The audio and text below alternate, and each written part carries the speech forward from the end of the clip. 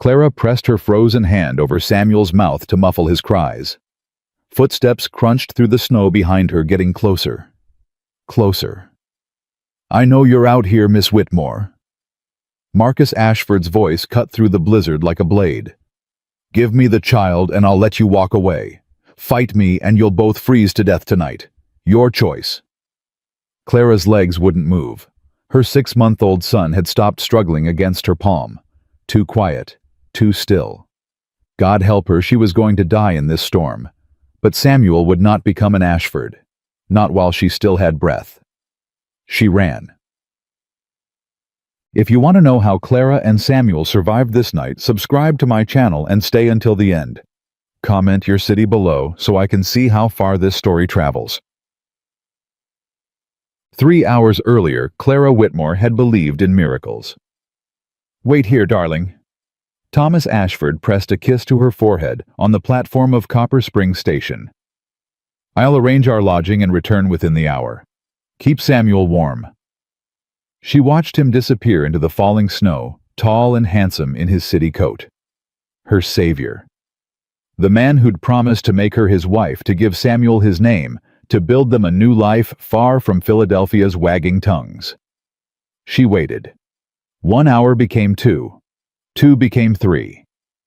The platform emptied around her as passengers found their destinations, and the station grew quiet.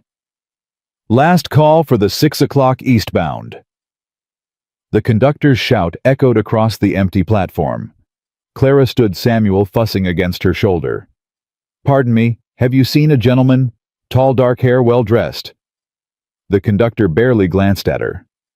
"Lady, I seen 100 gentlemen today. Train's leaving in 2 minutes. But he said he'd return." "Ain't my problem, miss." He swung himself onto the train car. "Either get on or get off the platform." The train pulled away with a shriek of steam and grinding metal. Clara watched it go, telling herself Thomas had simply been delayed. Any moment now he'd appear with news of a warm room and a hot meal. Any moment.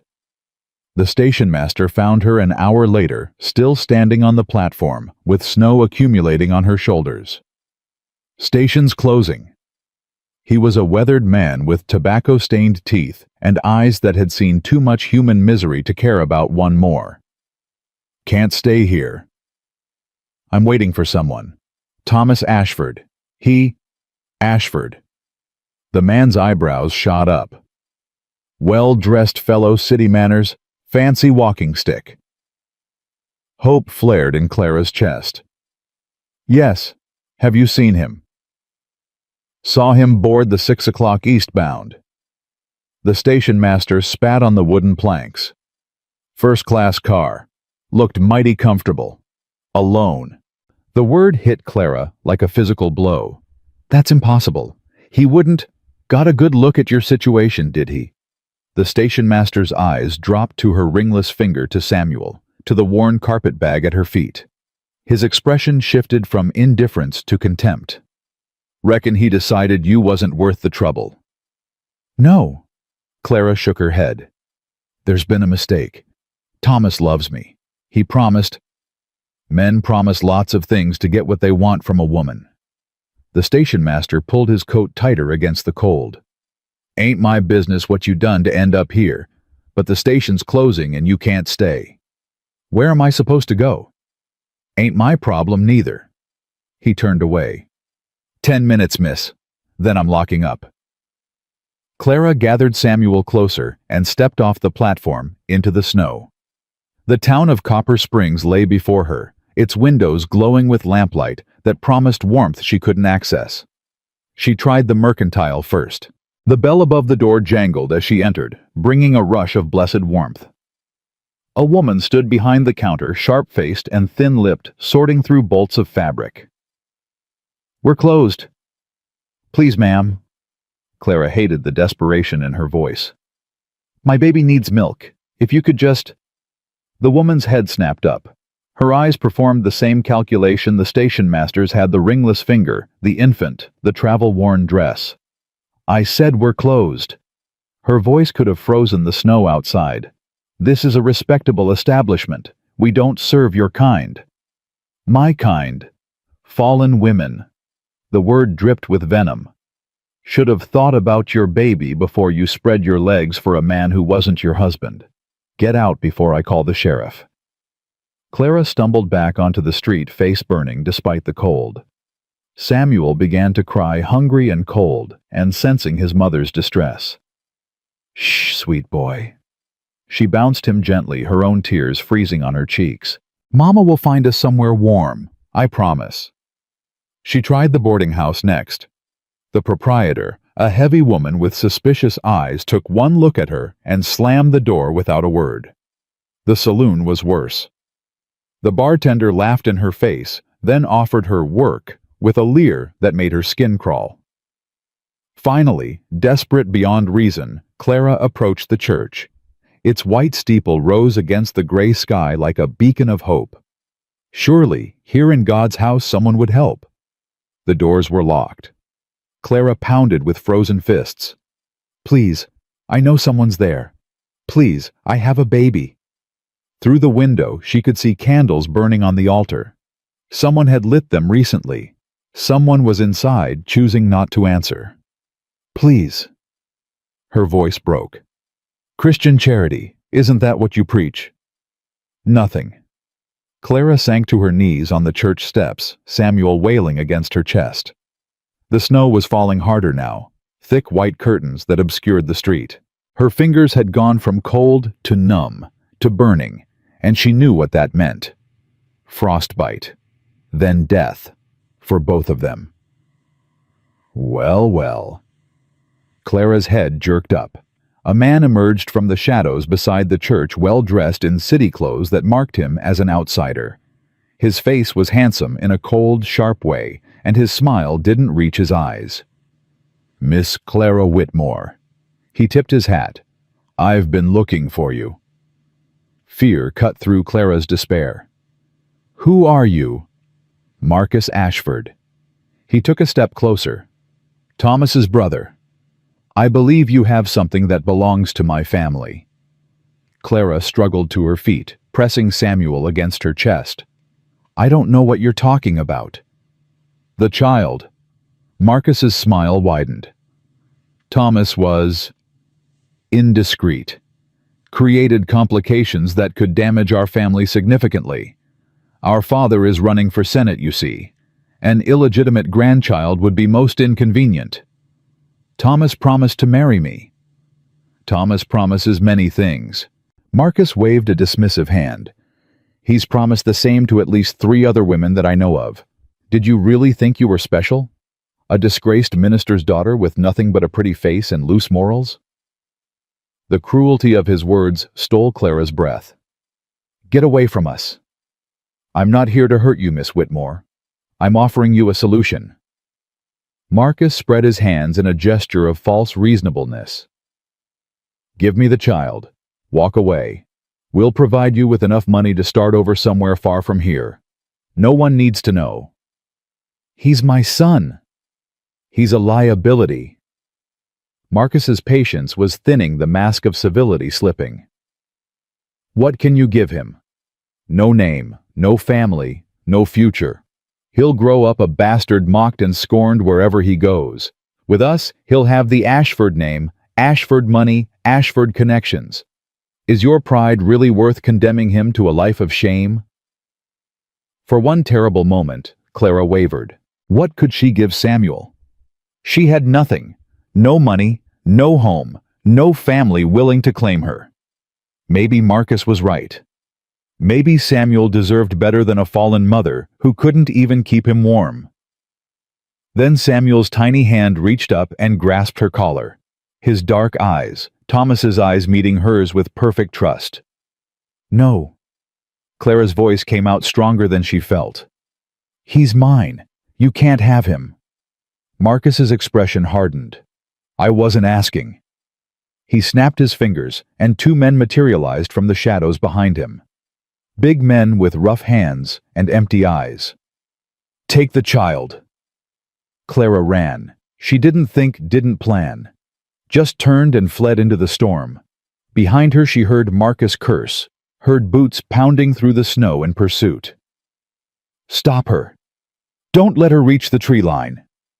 Clara's lungs burned as she pushed through drifts that reached her knees. Samuel screamed against her chest, terrified by the jolting motion and the chaos around them. Her skirts tangled around her legs, slowing her down. Closer. They were getting closer. Clara's boot caught on a hidden root and she pitched forward. She twisted at the last second, taking the fall on her shoulder to protect Samuel. Pain exploded through her arm, but she bit back her scream. There! One of Marcus's men was almost on her. I've got her! Clara scrambled backward through the snow, kicking at the reaching hands. Stay away from us! Enough! Marcus appeared above her, breathing hard, snow dusting his expensive coat. You're only making this harder on yourself. Give me the child and I'll let you walk away. I'll die first. That can be arranged. Marcus nodded to his men. Hold her down. Take the baby. Rough hands grabbed Clara's arms, pinning her to the frozen ground. She screamed, kicked, bit anything to keep them from prying Samuel away from her. Mama's got you, she sobbed as fingers closed around her son's blanket. Mama's got you, baby. I won't let go. I won't. A gunshot split the night. Everyone froze. Step away from the woman. The voice came from the darkness beyond the trees, low and rough, carrying an authority that expected instant obedience. Marcus recovered first. This is none of your concern, stranger. Family matter. I said step away. A figure emerged from the swirling snow, mounted on a massive chestnut horse. He held a rifle leveled at Marcus's chest with the easy confidence of a man who'd used it many times before. Won't ask again. Do you know who I am? Marcus's voice pitched higher with outrage. My father is... Don't care if your father's the president himself. The rider's horse stamped impatiently as he guided it closer. In these mountains, I'm the law, and right now the law says you're going to let that woman go and ride back to whatever hole you crawled out of. Marcus hesitated, calculating odds. 2 of his men against 1 stranger. But that rifle hadn't wavered, and something in the rider's stillness suggested he wouldn't miss. This isn't over, Marcus hissed at Clara. That child is Ashford blood. He belongs with his family. He belongs with his mama. The rider's voice was flat. Now get, before I decide to save the territory the cost of a trial. Marcus gestured sharply to his men. They released Clara and backed away, hands raised. Within moments, they had disappeared into the storm, swallowed by the white darkness. Clara lay in the snow, gasping, clutching Samuel to her chest. Her whole body shook with cold and terror and overwhelming relief. The stranger dismounted and approached slowly, rifle now lowered, but still ready. In the dim light, Clara could make out a weathered face, a long scar running from temple to jaw, gray eyes that seemed to see straight through her. You hurt. Clara shook her head, then nodded, then burst into tears.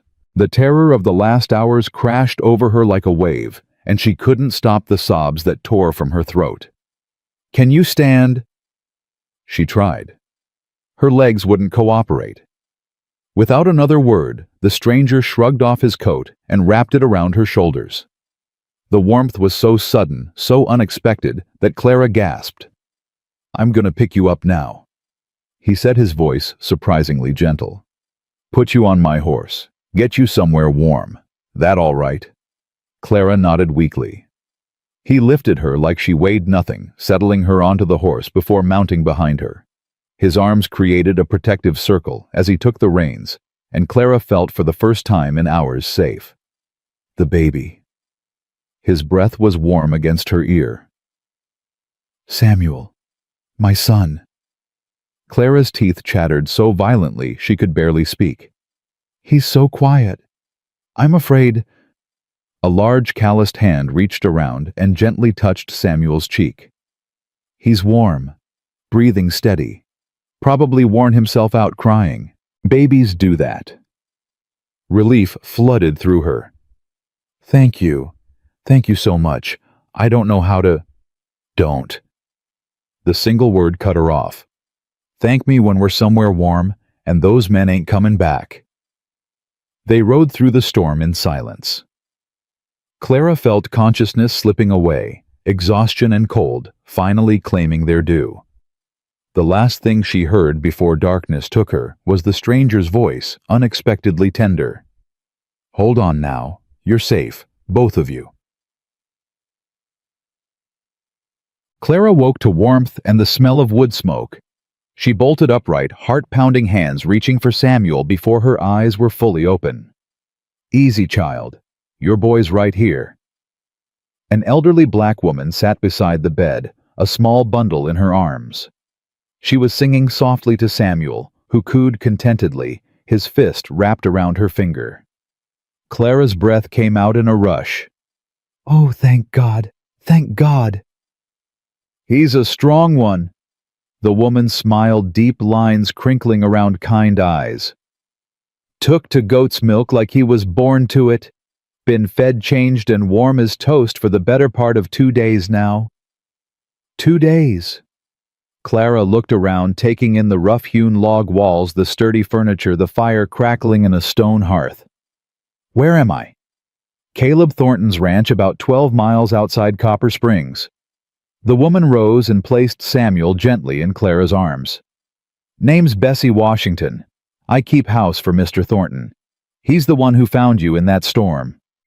Clara clutched her son close, breathing in his familiar baby smell, feeling his solid weight against her chest. Alive. They were both alive. "The man who saved us," she said. "Where is he? I need to thank him." "Out with the horses.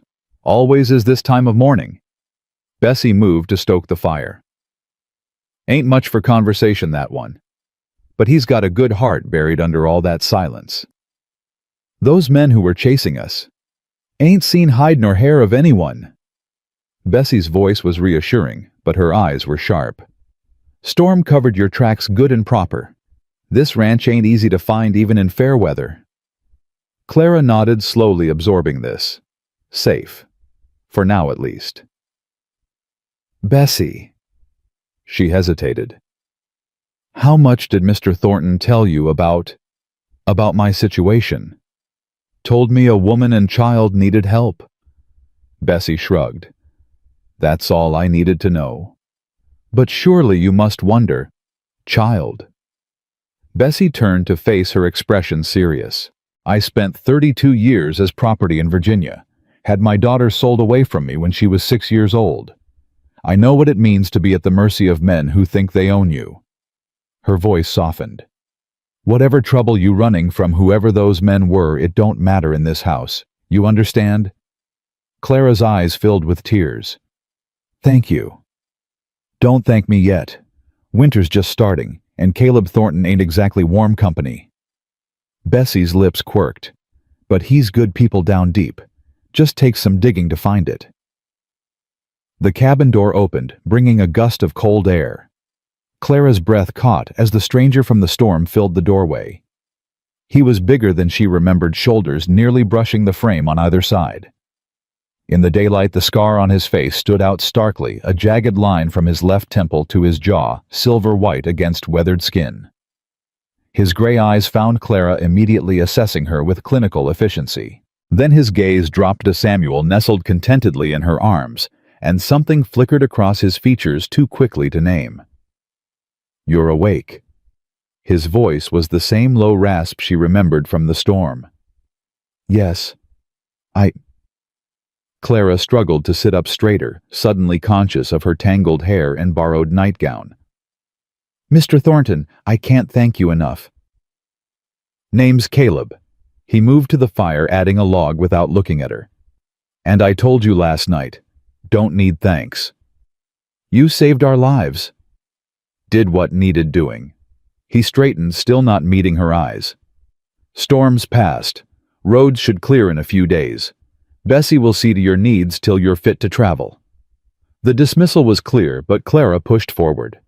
"Mr. Caleb, those men who were chasing us, they'll be looking for us. They won't give up. Ain't found this place yet? But if they do, then I'll handle it." Finally, he looked at her. Those gray eyes held no warmth but no cruelty either, just a vast, tired emptiness.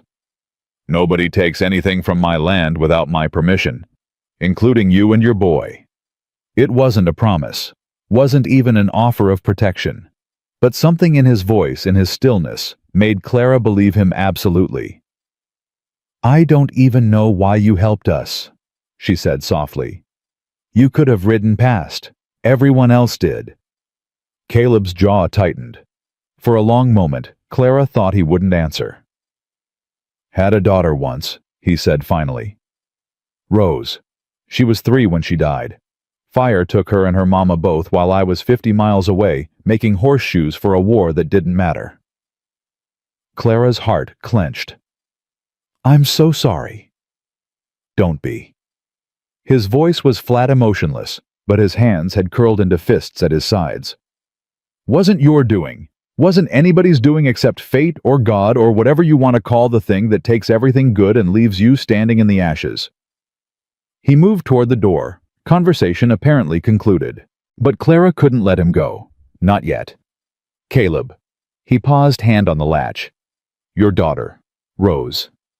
Clara held Samuel a little tighter. "She'd be proud of what you did last night." Caleb stood frozen for a long moment. When he spoke, his voice was barely above a whisper. "No. She'd wonder why her daddy wasn't there to save her." The door closed behind him, leaving Clara alone with the crackle of the fire and the weight of his grief. Days passed, then a week. Clara grew stronger, venturing first from her bed to the main room, then to the small kitchen where Bessie taught her to bake bread and prepare the simple meals that sustained the household. Caleb remained a ghost, leaving before dawn and returning after dark. He took his meals in silence when he took them at all, and Clara learned quickly not to expect conversation. But she noticed things. The way he always checked that the fire was well stocked before he left each morning. The cup of hot tea that appeared at her bedside each day, though she never saw him bring it.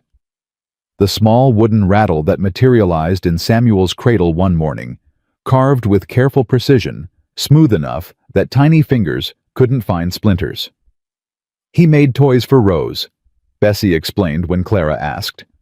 "Used to spend his evenings carving by the fire while Emma, that was his wife, sewed. This is the first time I've seen him pick up a whittling knife since the fire." Clara turned the rattle over in her hands, tracing the smooth curves. Such a small thing. Such a massive gesture from a man who had walled himself off from the world. "Bessie, what happened to him after the fire?" Bessie was quiet for a moment, hands stilling on the dough she was kneading. He stopped talking, stopped eating for a while, stopped doing anything but sitting by those 2 graves up on the ridge. "How did you find him?" "I was walking north looking for my Sarah, my daughter." Bessie's voice softened. "Found him instead, half dead from grief, sitting in the rain like he was waiting to join his family in the ground. And you stayed. Someone needed to." Bessie resumed her kneading with renewed vigor. "That man saved my life as much as I saved his, though he'd never admit it. Gave me a home when I had nothing. A purpose when I'd lost everything." Clara thought about this as she watched Caleb through the window, working with a young mare in the paddock. His movements were patient, gentle, a stark contrast to his gruff demeanor with people. "He's different with the horses," she observed. "Horses don't ask questions." Bessie joined her at the window. "Don't expect anything from him but food and fair treatment. People are harder. People want things he ain't sure he can give anymore." As if sensing their attention, Caleb looked up. His eyes met Clara's through the glass, held for just a moment, then deliberately looked away. That night, Clara couldn't sleep. She sat by the fire, Samuel dozing in her arms, watching the flames dance. Her mind churned with memories she'd tried to bury: Thomas's promises, her father's rejection, Marcus's cold eyes as he ordered his men to take her son. The door opened softly. Caleb stood in the entrance, snow dusting his shoulders. He seemed surprised to find her awake, but recovered quickly, moving to add wood to the fire. "Can't sleep?" he asked without looking at her. "Thinking too much. He grunted acknowledgement, poking at the logs until they caught properly. The firelight played across his scarred face, softening the harsh lines. "Can I ask you something?" Clara said. Another grunt, which she took as permission. "Why did you really save us? And don't say you did what needed doing. A lot of people saw what needed doing that night in Copper Springs." They all walked away. Caleb was quiet for so long, Clara thought he wouldn't answer. Then, "I know what it's like, being alone, needing help, and having the world turn its back." He straightened, finally meeting her eyes. "Night Emma and Rose died, I wasn't there. But other people were. Neighbors, friends, folks who could have helped. They saw the flames and they stayed home, told themselves it wasn't their problem." Clara's heart ached at the bitterness in his voice. "That's not your fault." "No, but it's theirs." His jaw tightened. "I can't change what happened to my family. Can't bring them back. But I swore on their graves that if I ever had the chance to help someone the way nobody helped them, I'd do it. No matter what. Even a stranger, a fallen woman with a bastard child." Caleb flinched at her harsh words. "You ain't fallen, and that boy ain't a bastard." The whole town seemed to think otherwise. Town's full of hypocrites. He moved closer, close enough that Clara could see the firelight reflected in his gray eyes. "I've known plenty of so-called respectable folks who'd sell their own mothers for a profit. And I've known whores with hearts purer than any preacher's wife. The world don't get to decide your worth based on whether some man put a ring on your finger." Clara stared at him speechless. It was more words than she'd heard him speak in the entire week she'd been here. Caleb seemed to realize this too. He stepped back, clearing his throat awkwardly. "Storm's clearing. Roads should be passable soon. And then you figure out where you're going." He paused at his bedroom door. "But you're welcome to stay through winter, if you want." It wasn't warmly offered, wasn't even graciously offered. But Clara heard what lay beneath the gruff words. A door cracked open, an invitation extended despite every instinct telling him to stay isolated. "I'd like that," she said softly, "if we wouldn't be imposing." Caleb's expression didn't change, but something in his posture relaxed slightly. "Bessie could use the help, and that boy needs proper care through the cold months." He was giving her reasons, Clara realized. Practical justifications that had nothing to do with the real reason he was asking them to stay. Because admitting he wanted their company would mean admitting he was lonely. And Caleb Thornton would sooner cut off his own hand than admit vulnerability. "Then we'll stay," Clara said. "Thank you, Caleb." He nodded once sharply and disappeared into his room. But Clara could have sworn she saw the ghost of something cross his face before he turned away. Not quite a smile. Not yet. But the possibility of one. In Copper Springs, the storm had cleared enough for Marcus Ashford to resume his hunt. 12 ranches within riding distance. His man spread a map across the hotel room table. "Most are small operations, easy to search, but there's a few up in the mountains that'll be harder to reach." Marcus traced his finger along the mountain roads, stopping at a spot marked with a small X. "What's this one? Thornton Place. Ornery cuss from what the locals say. Keeps to himself. Lost his family to a fire 8 years back and ain't been right since. Perfect place to hide." Marcus straightened, reaching for his coat. "We'll start there at dawn." "Sir, the man's got a reputation. Folks say he's handy with a rifle and ain't shy about using it. I don't care if he's Wild Bill Hickok himself." Marcus's eyes were cold. "That woman has something that belongs to my family, and I will get it back, whatever it takes."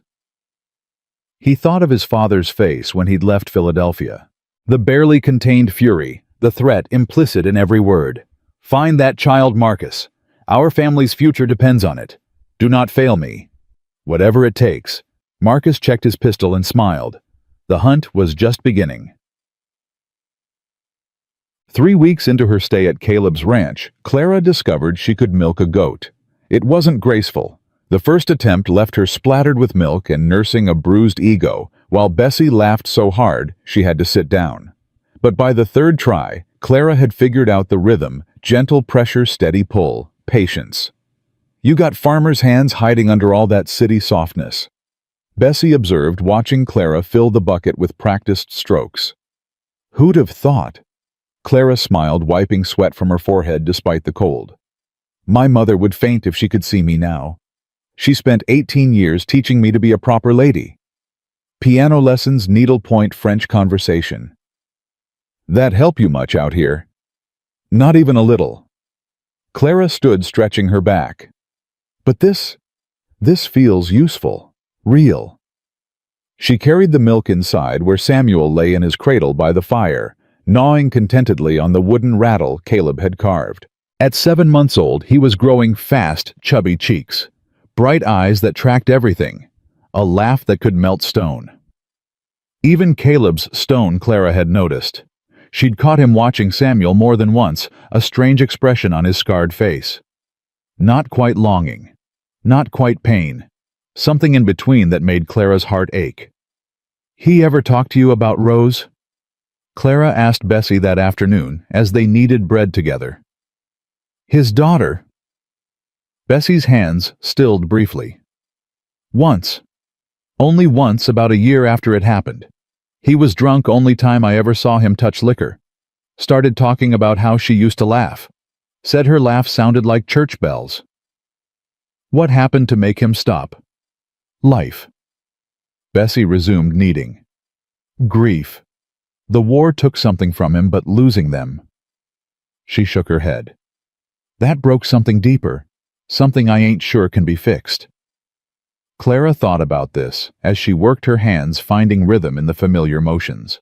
She understood brokenness, understood what it meant to have everything you believed shattered in a single moment. The door banged open. Caleb stood in the entrance, breathing hard, rifle in hand. His gray eyes swept the room, found Clara, found Samuel. "Get away from the windows." Clara's blood ran cold. "What is it?" "Riders. Coming up the north road. 3 of them." Bessie moved immediately, lifting Samuel from his cradle and carrying him toward the back of the house. Clara stood, frozen memories of that night in the storm flooding back Marcus's cold eyes. Rough hands grabbing her arms, fingers reaching for her son. "Clara." Caleb's voice snapped her back. "I need you to listen to me. There's a root cellar under the kitchen floor. Bessie knows where. You take Samuel and you hide there. Don't come out till I tell you, no matter what you hear. Understand?" "But, understand." Clara nodded, throat too tight for words. Caleb crossed to her in 3 long strides. His hand closed around her arm, not rough but firm enough to make her look at him. "I ain't gonna let them take your boy." His voice was low, fierce.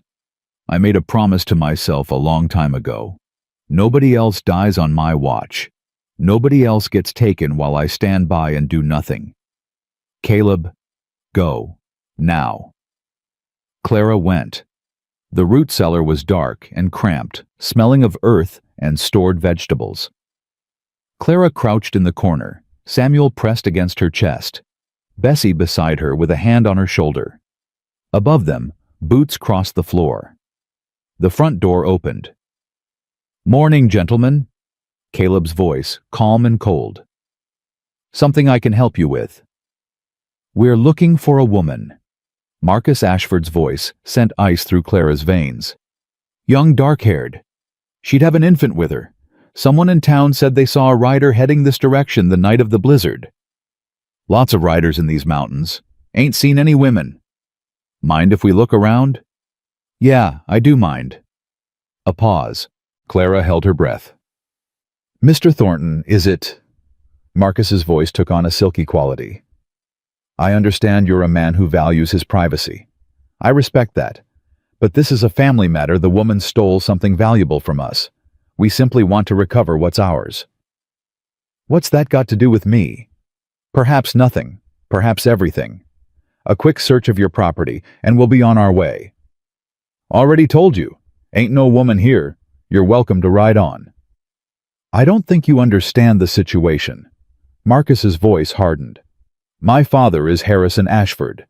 Perhaps you've heard the name. He has connections in Washington. Connections that could make life very difficult for a man trying to run a horse ranch in the middle of nowhere. That's supposed to scare me. It should. We can do this the easy way or the hard way, Mr. Thornton. Your choice. Another pause. Then Caleb spoke, his voice flat as a blade. Let me tell you something, Mr. Ashford. I spent 4 years in a war watching men die in ways you can't imagine. Lost my wife and daughter to a fire while I was away fighting. Buried them with my own hands. After that, there ain't much in this world that scares me anymore. A creak of floorboards as he moved. You want to search my property? Come back with a warrant. You want to threaten me? Make sure you're ready to back it up.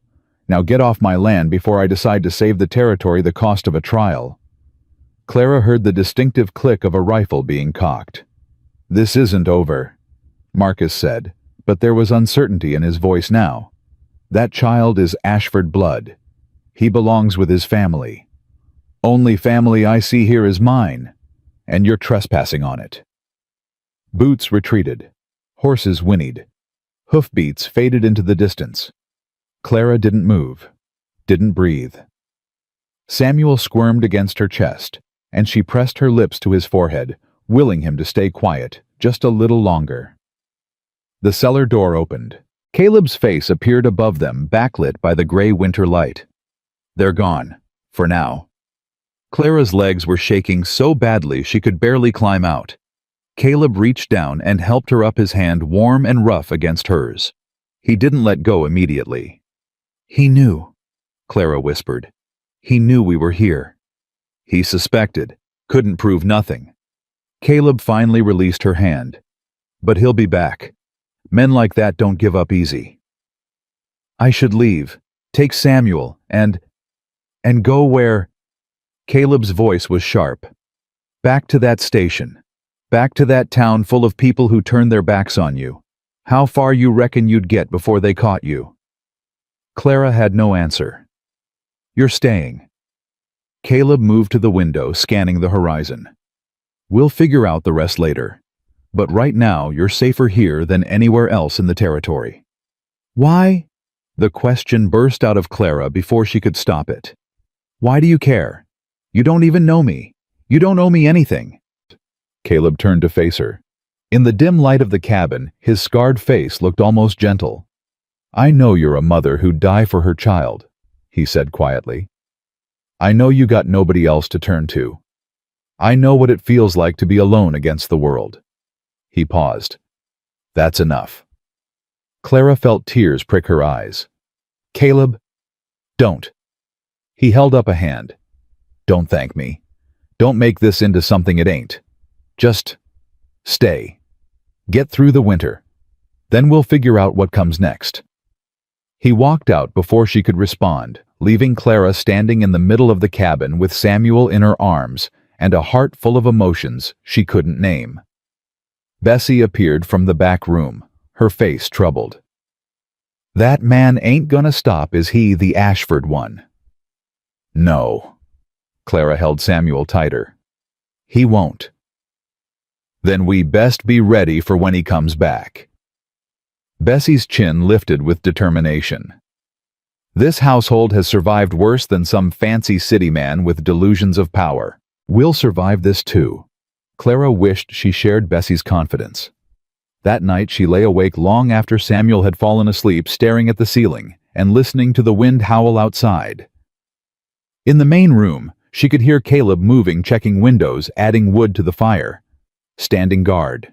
For her. For Samuel. She didn't understand it. Didn't understand him.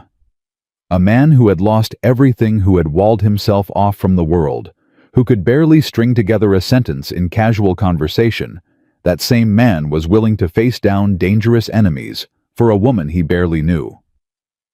Clara rose quietly and padded to the doorway. Caleb sat by the fire rifle across his knees, staring into the flames. He didn't look up when she appeared, but she knew he was aware of her presence. Can't sleep? He asked. No. She moved closer, settling into the chair across from him. Too much thinking. Know the feeling. They sat in silence for a while, the fire crackling between them. Clara studied his profile, the strong jaw, the scar that curved down his cheek, the permanent furrow between his brows. "Tell me about Emma," she said softly. Caleb's hand tightened on the rifle. "Why?" "Because you know everything about my shame, my mistakes, the father who disowned me, the man who abandoned me, the people who called me a fallen woman." Clara pulled her shawl tighter. "I want to know about the people who made you who you are." For a long moment, she thought he wouldn't answer. Then, "Emma was sunshine." His voice was rough.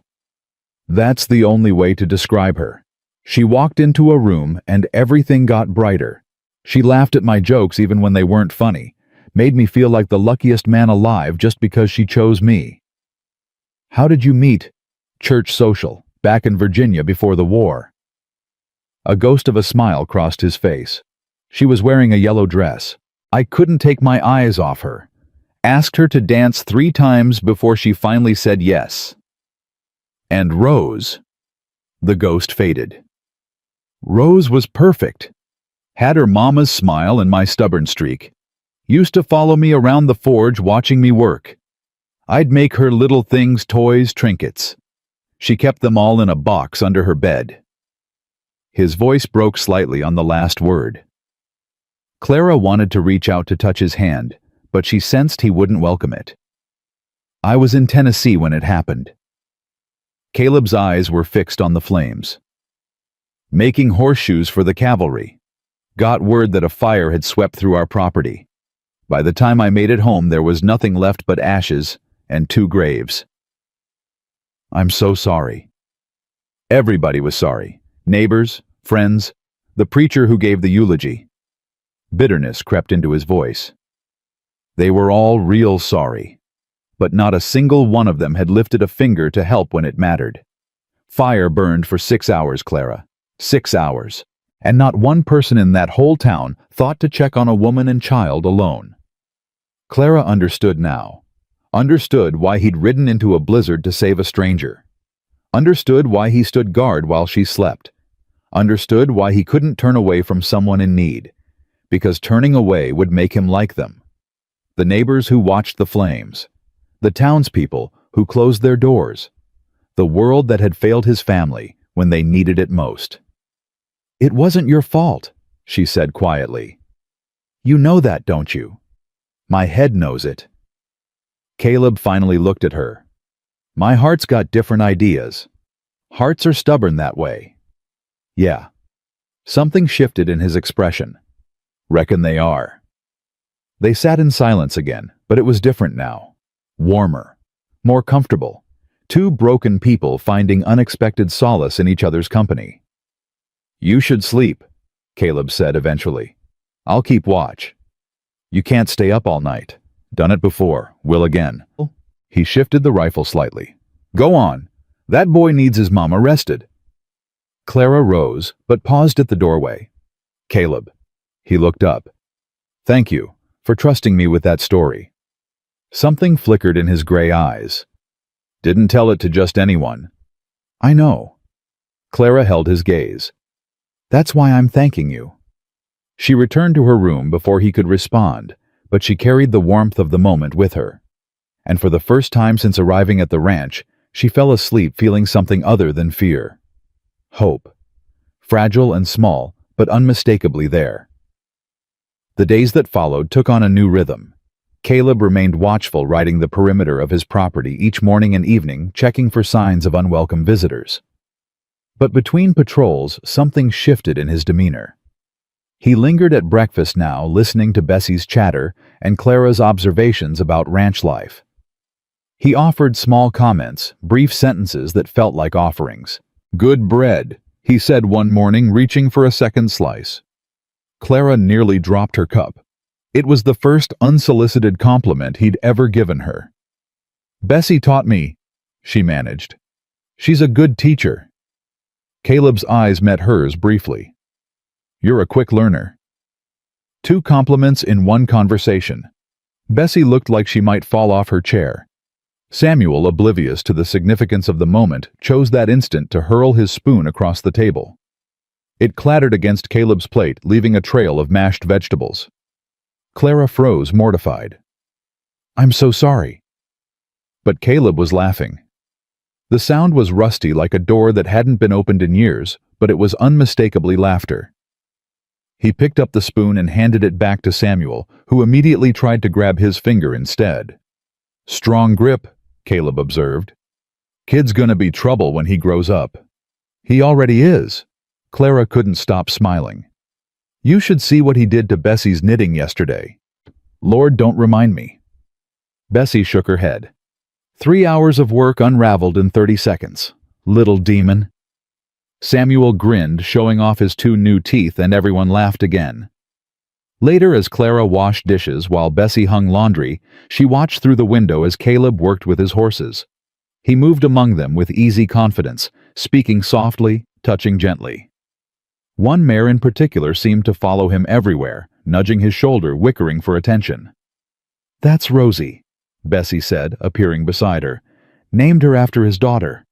Clara's heart clenched. "He never told me that." "He don't talk about it, but I see him out there sometimes late at night just standing with that horse. Think it's the closest he can get to his little girl anymore."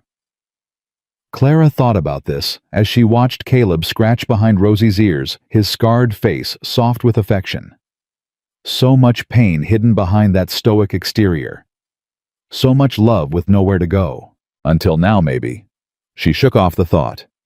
Dangerous territory. She was a guest here, nothing more. A woman seeking temporary shelter from a storm. Whatever warmth was growing between them, she couldn't afford to read more into it than was there. But that night when Caleb brought her a cup of tea without being asked, "Bessie said you like it with honey," Clara felt something flutter in her chest that had nothing to do with gratitude. January brought the coldest weather yet. The creek froze solid. Snow piled against the cabin walls in drifts taller than Clara. Even with the fire roaring constantly, frost formed on the inside of the windows. Samuel developed a cough. At first, Clara thought nothing of it. Babies got sick. It was normal. But by the second day, the cough had deepened, and by the third, her son was burning with fever. "Breathe, baby." Clara rocked him frantically, his tiny body limp against her chest.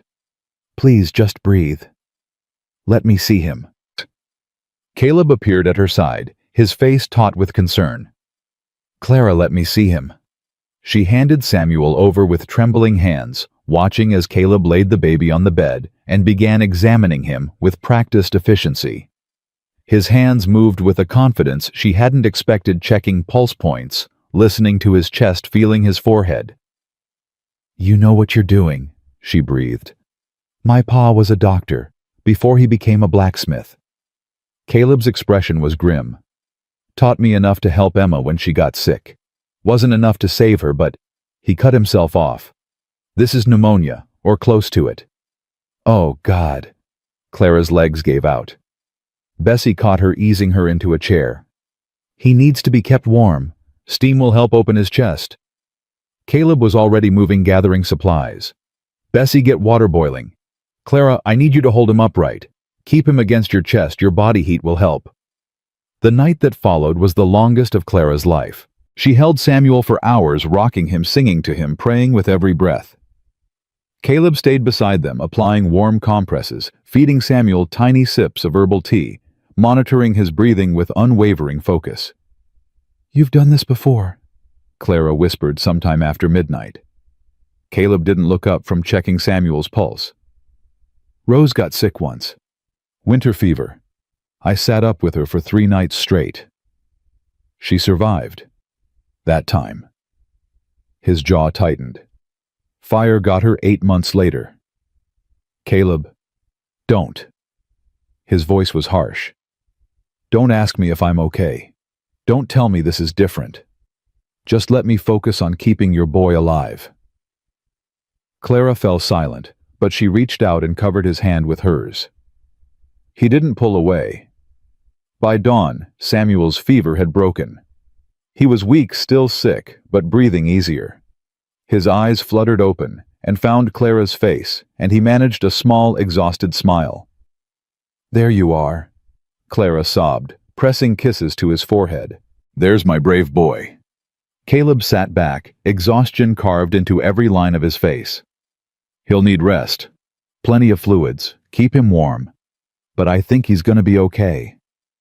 "You saved him." Clara looked at Caleb through tear-blurred eyes.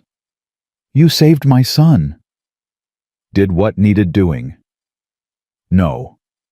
Clara shook her head fiercely. "You did what no one else could have done. You gave him back to me." She crossed the space between them and wrapped her arms around him, burying her face in his chest. He went rigid with shock, but she didn't let go. "Thank you," she whispered against his shirt. "Thank you, thank you, thank you." Slowly, hesitantly, his arms came up around her.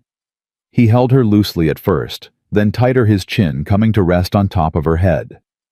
"You're welcome," he said quietly. They stood like that for a long moment, two people clinging to each other in the aftermath of terror.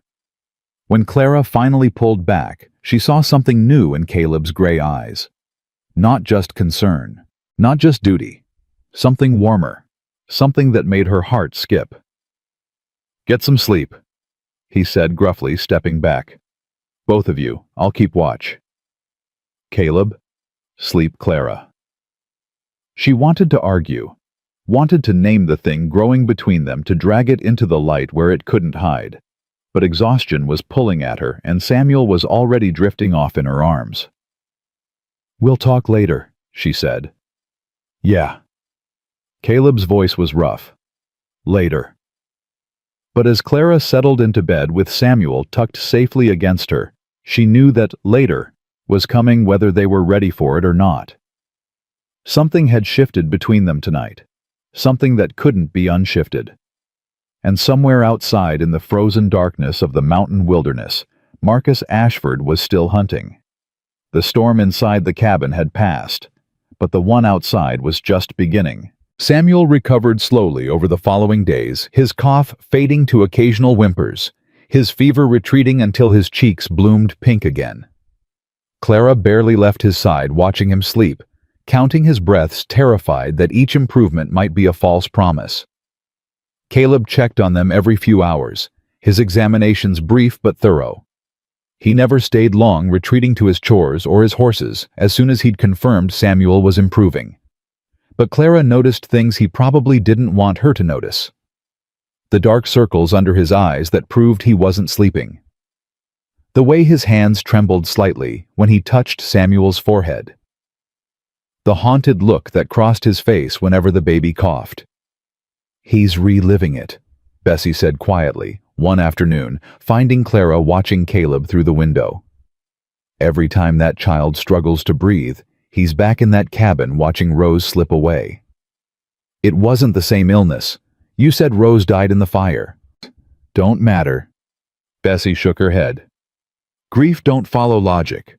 That man spent 8 years convincing himself he couldn't save anyone. Now he's fighting that belief with everything he's got." Clara thought about this as she watched Caleb split wood with fierce, almost violent strokes. Each swing of the axe seemed to carry more than physical effort. He was fighting something invisible, something that lived inside him. That evening, after Samuel had nursed and fallen into peaceful sleep, Clara found Caleb on the porch, despite the bitter cold. He stood with his back against the railing, staring out at the snow-covered mountains, his breath forming clouds in the frigid air. "You'll freeze out here," Clara said, pulling her shawl tighter as she joined him. "Been colder." "That's not a good reason to suffer." Caleb almost smiled. "Almost. You should be inside. Warm." "So should you." Clara moved to stand beside him, close enough to feel the heat radiating from his body despite the cold. "Talk to me, Caleb. You've barely said 10 words since Samuel's fever broke." "Nothing to say." "That's not true, and we both know it." Clara turned to face him. "You saved my son's life. You sat up all night, fought for him when I was falling apart. And now you can't even look at me. Why?" Caleb's jaw tightened. For a long moment, only the wind spoke, whistling around the corners of the cabin. Because I almost lost him. The words came out raw, torn from somewhere deep. You didn't lose him, Clara said gently. He's fine. He's healthy. Because of you. This time. Caleb finally met her eyes, and Clara saw the full weight of his fear. What about next time? What about the time after that? I couldn't save Rose. Couldn't save Emma. What makes you think I can protect anyone?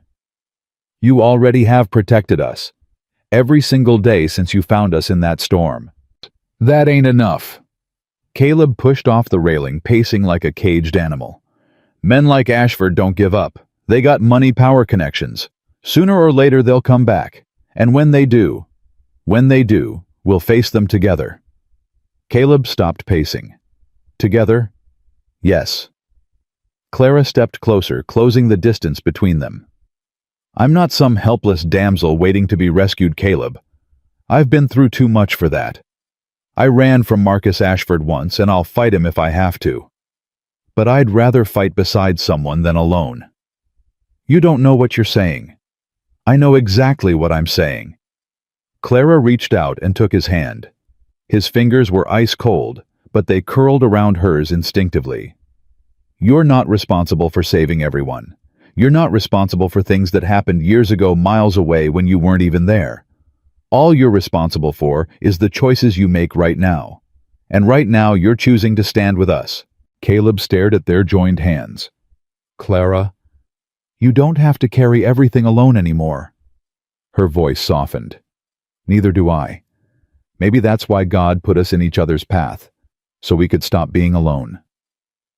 The wind died down, leaving them in a pocket of stillness. Caleb raised his free hand and touched her cheek. His calloused fingers surprisingly gentle. I ain't good at this, he said quietly. Talking, feeling, being close to people. I noticed. That earned her an actual smile, small but real. Smart mouth. One of my many talents. Caleb's thumb traced her cheekbone, his gray eyes searching her face. I can't promise I won't fail you. Can't promise I'll always know the right thing to do or say. I'm not asking for promises. Clara covered his hand with hers. I'm just asking you to stay, to try, to let me in even when it's hard. That's asking a lot. I know. She held his gaze. But I think you're worth asking. Something broke open in Caleb's expression. The wall he'd built around himself brick by careful brick over 8 long years developed a crack. Small, but visible. Significant. He pulled her close and wrapped his arms around her, holding her against his chest, with a desperation that spoke louder than any words. Clara felt his heart pounding beneath her cheek, felt the slight tremor in his arms. I'm scared, he admitted into her hair. Ain't been scared of anything in years, but the thought of losing you and Samuel. You won't lose us. You can't know that. No, Clara agreed. But I can choose to believe it anyway. That's what hope is, Caleb. Choosing to believe in something good, even when you can't prove it. They stood holding each other as the stars emerged overhead, 2 broken souls learning to lean on each other. When they finally went inside, they didn't speak of what had passed between them. They didn't need to. Some things were too important for words. The next morning brought unexpected visitors. Clara was feeding Samuel when she heard hoofbeats approaching. Her heart seized memories of Marcus Ashford flooding back. But Caleb's reaction was different. He set down his coffee and moved to the window, then relaxed visibly. Ezekiel Hawkins, he said. Old friend. Runs the mercantile in town. The man who entered was weathered and white-haired, with kind eyes that crinkled at the corners when he smiled. He carried a package under one arm and snow on his boots. Caleb. He nodded, greeting. Heard you had company. News travels fast. Small territory. Ezekiel's gaze found Clara and Samuel. "Ma'am, I'm Zeke. Known this stubborn mule since he was knee-high to a grasshopper." Clara Stone. She rose, balancing Samuel on her hip. "It's nice to meet you." "Likewise." Zeke set his package on the table. "Brought some supplies. Figured with the weather and the extra mouths you might be running low." "Didn't ask for charity," Caleb said, but there was no heat in it. "Ain't charity, it's neighborly." Zeke pulled out a chair and sat down without being invited. "Also brought news, the kind you need to hear." Clara felt Caleb tense beside her. "What kind of news?" "That Ashford fellow, the one who's been sniffing around asking about a woman and child." Zeke's expression darkened. "He's offering money now, $50 to anyone who can tell him where you're hiding." $50. More than most folks in Copper Springs made in months. "Anyone take him up on it?" Caleb asked. "Not yet. But that kind of money makes people talk." Zeke looked at Clara directly. "Ma'am, I don't know what your situation is and I ain't asking. But if that man means you harm, you should know he's not giving up." "He wants my son." Clara's voice was steady, despite the fear churning in her stomach. "He wants to take Samuel away from me." Zeke's eyebrows rose. "The baby why?"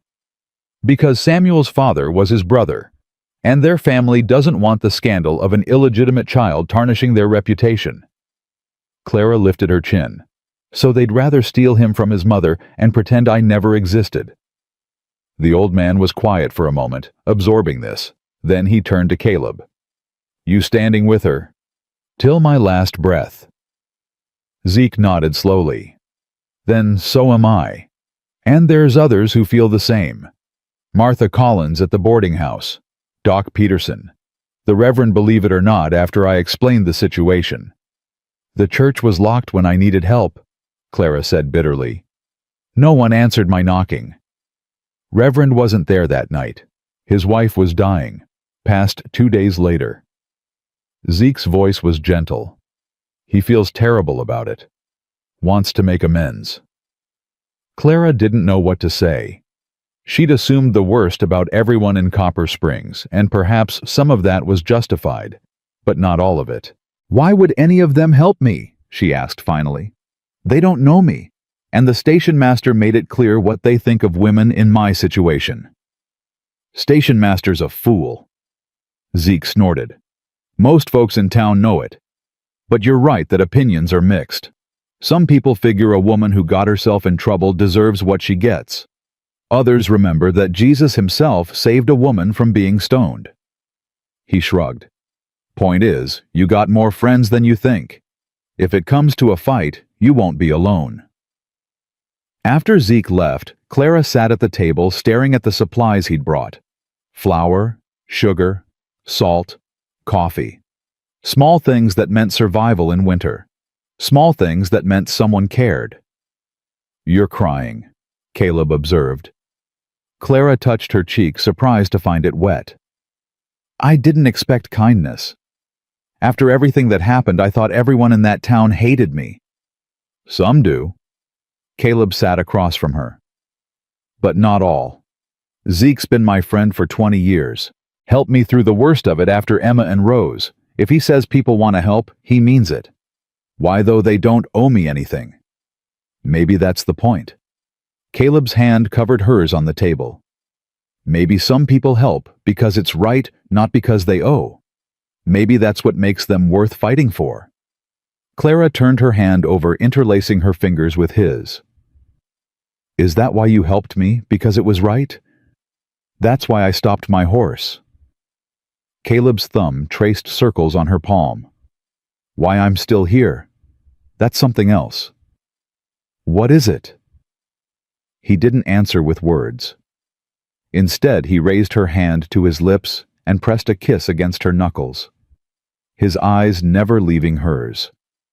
It was a gesture from another era, courtly and tender, completely at odds with his rough exterior. Clara's heart hammered against her ribs. "Caleb." "I know." His voice was rough. "I know we got trouble coming. I know this ain't the time, but I need you to understand something before it all goes to hell." "What?" "You ain't just a woman I'm protecting. You ain't just a guest in my house." He took a breath. "You're the first person since Emma who made me want to wake up in the morning. The first one who made this cabin feel like something other than a tomb." Clara's eyes filled with tears. "I don't know what to say." "Don't say anything." Caleb released her hand and stood. "Just know it. Whatever happens next, know that you matter. You and Samuel both." He walked out before she could respond, leaving Clara alone with his confession and a heart too full to contain. The following weeks passed in a strange mixture of tension and tenderness. Caleb remained vigilant, riding the property lines twice daily, checking for signs of intrusion. But within the cabin walls, something had shifted. He no longer retreated into silence after meals. He sat with Clara by the fire in the evenings, sometimes talking, sometimes just existing in comfortable quiet. Samuel, now 8 months old and fully recovered, had decided that Caleb was the most fascinating person in the world. He reached for him constantly, babbling happy nonsense whenever the tall man entered the room. "Pa," Samuel said clearly one morning, pointing at Caleb. The cabin went silent. Clara's heart stopped. She looked at Caleb, expecting him to retreat to rebuild the walls that had been slowly crumbling. Instead, he crossed to Samuel's high chair and picked him up, settling the baby against his chest with practiced ease. "That's right," he said quietly. "I'm right here." Clara covered her mouth with her hand, tears streaming down her cheeks. Bessie, watching from the doorway, smiled the first genuine smile Clara had seen from her in weeks. "About time," the old woman murmured. "About time." That night, after Samuel was asleep and Bessie had retired to her room, Clara found Caleb staring into the fire. "You could have corrected him," she said softly. "Told him you're not his father." "Could have." Caleb didn't look up. "Didn't want to." Clara knelt beside his chair. "What does that mean, for us?" "Means I'm done pretending I don't feel what I feel." Finally he met her eyes.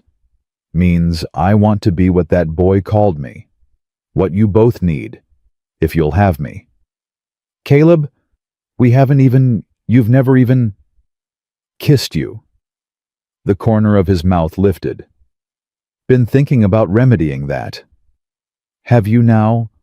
"Every day for the past month." Clara felt heat rise to her cheeks. "Then what's stopping you?" "Wanted to do it right." Caleb rose from his chair and pulled her to her feet. "Wanted to make sure you understood what you'd be getting. A broken man with more ghosts than sense. A ranch in the middle of nowhere. A target on your back as long as Ashford keeps hunting. I understand." "And you still want this?" Clara reached up and cupped his scarred face in her hands. "I want you, Caleb Thornton. All of you. The broken parts and the whole parts. The ghosts and the silence and everything in between." He kissed her then finally, after weeks of almost touches and loaded glances. It was gentle at first, tentative, as if he was afraid she might break. But when Clara pressed closer, her fingers tangling in his hair, something broke loose in him. He kissed her like a man drowning, like she was air and salvation, and everything he'd been denied for 8 long years. His arms wrapped around her, lifting her slightly off the ground, holding her as if he would never let go. When they finally broke apart, both breathing hard, Caleb rested his forehead against hers. "Marry me," he said. "What?" "Marry me." His hands framed her face. "I know it's fast. I know we got problems to solve first. But I need you to know I'm serious. I want you for my wife, Clara. Want Samuel for my son. Want to build something real with you." "Yes." The word came out before she could think. "Yes, Caleb. Yes." He kissed her again, softer this time, sealing the promise between them. Neither of them heard the rider approaching until it was too late. The door burst open. Marcus Ashford stood in the entrance, flanked by 2 men with guns drawn. His smile was cold and triumphant. "How touching," he said. "A family reunion. Unfortunately, I'm here to break it up." Caleb shoved Clara behind him, reaching for the rifle by the fireplace.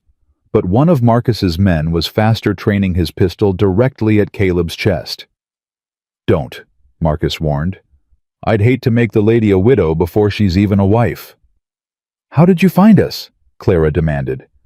$50 buys a lot of information." Marcus stepped inside, brushing snow from his expensive coat. "Turns out your friend Zeke talks in his sleep." His wife was more than happy to share what she'd overheard. Caleb's hands clenched into fists. "You're trespassing." "I have a warrant." Marcus pulled a folded paper from his pocket. "Signed by Judge Cornelius Pemberton himself, granting me legal custody of the child known as Samuel, illegitimate son of Thomas Ashford. That warrant's based on lies. Prove it." Marcus's smile widened. "Oh wait, you can't. Because the only witness to my brother's promises is an unwed mother with no family, no standing, and no credibility, whereas I have lawyer's money and a judge in my pocket." Clara felt the ground shifting beneath her feet. Everything she'd feared was coming true. Everything she'd run from had caught up. "You can't take him," she whispered. "Please, he's my son. He's all I have." "He's Ashford blood." Marcus's voice hardened. "And Ashfords take care of their own. You should be grateful we're willing to raise him at all, given the circumstances of his birth." "Grateful?" Clara's fear transformed into fury. "You want me to be grateful that you're stealing my child? I want you to be realistic." Marcus gestured to his men. "Get the baby." One of the men moved toward the bedroom where Samuel was sleeping. "No!" Clara lunged forward, but Marcus caught her arm, yanking her back. Caleb moved. It happened so fast Clara barely saw it. One moment, he was standing with his hands raised. The next, he'd knocked the pistol from the nearest man's grip and driven his fist into the man's face with a crack of breaking bone. The second man spun toward Caleb, but Caleb was already moving, grabbing the fallen pistol and bringing it up in one smooth motion.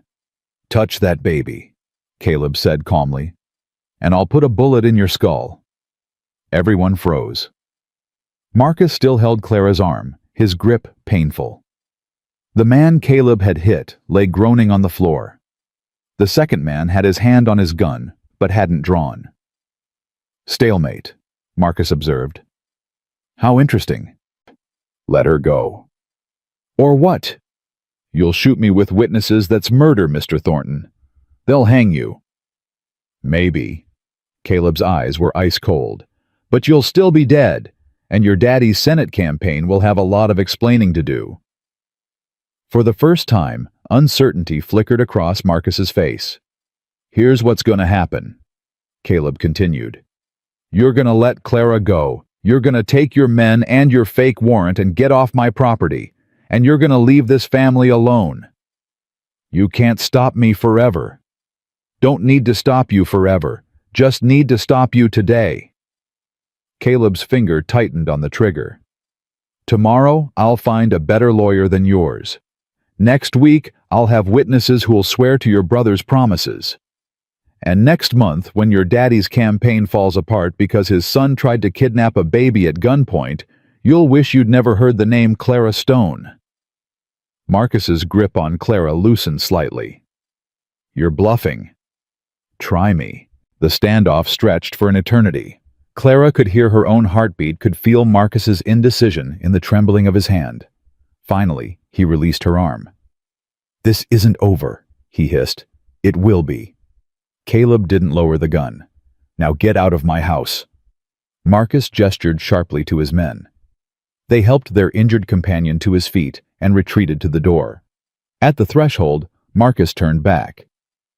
"You've made a powerful enemy tonight, Mr. Thornton." "I've had worse." "We'll see about that." Then they were gone, swallowed by the night and the snow. Clara collapsed against Caleb, her entire body shaking. He held her with one arm, the pistol still raised toward the door, waiting until the sound of hoofbeats faded completely.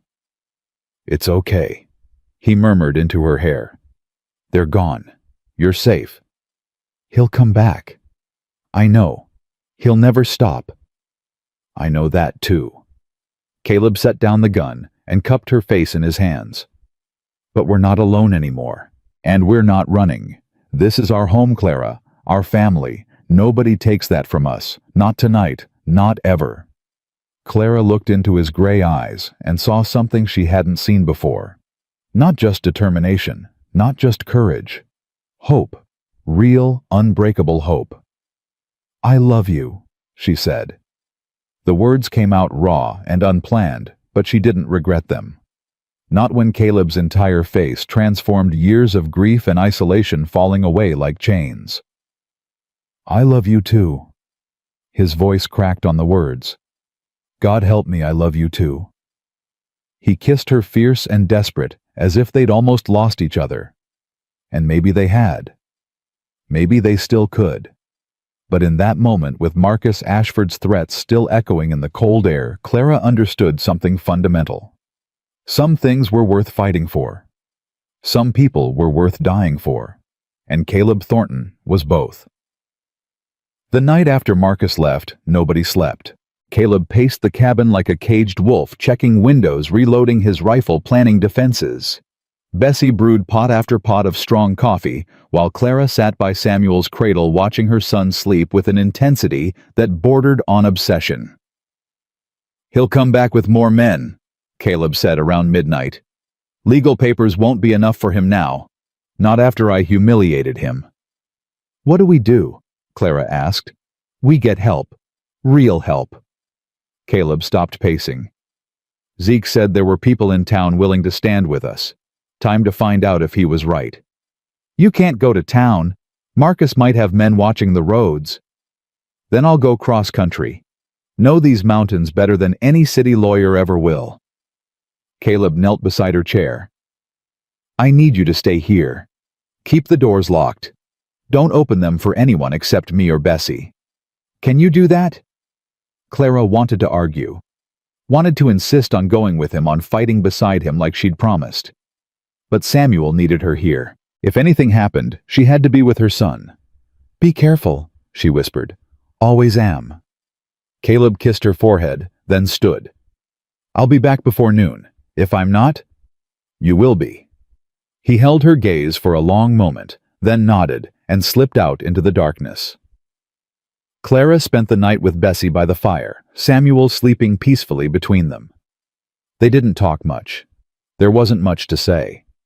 The threat hanging over them was too large for words. Tell me about your daughter, Clara said, finally needing something to fill the silence. Sarah. Bessie's weathered face softened with old grief. She was beautiful.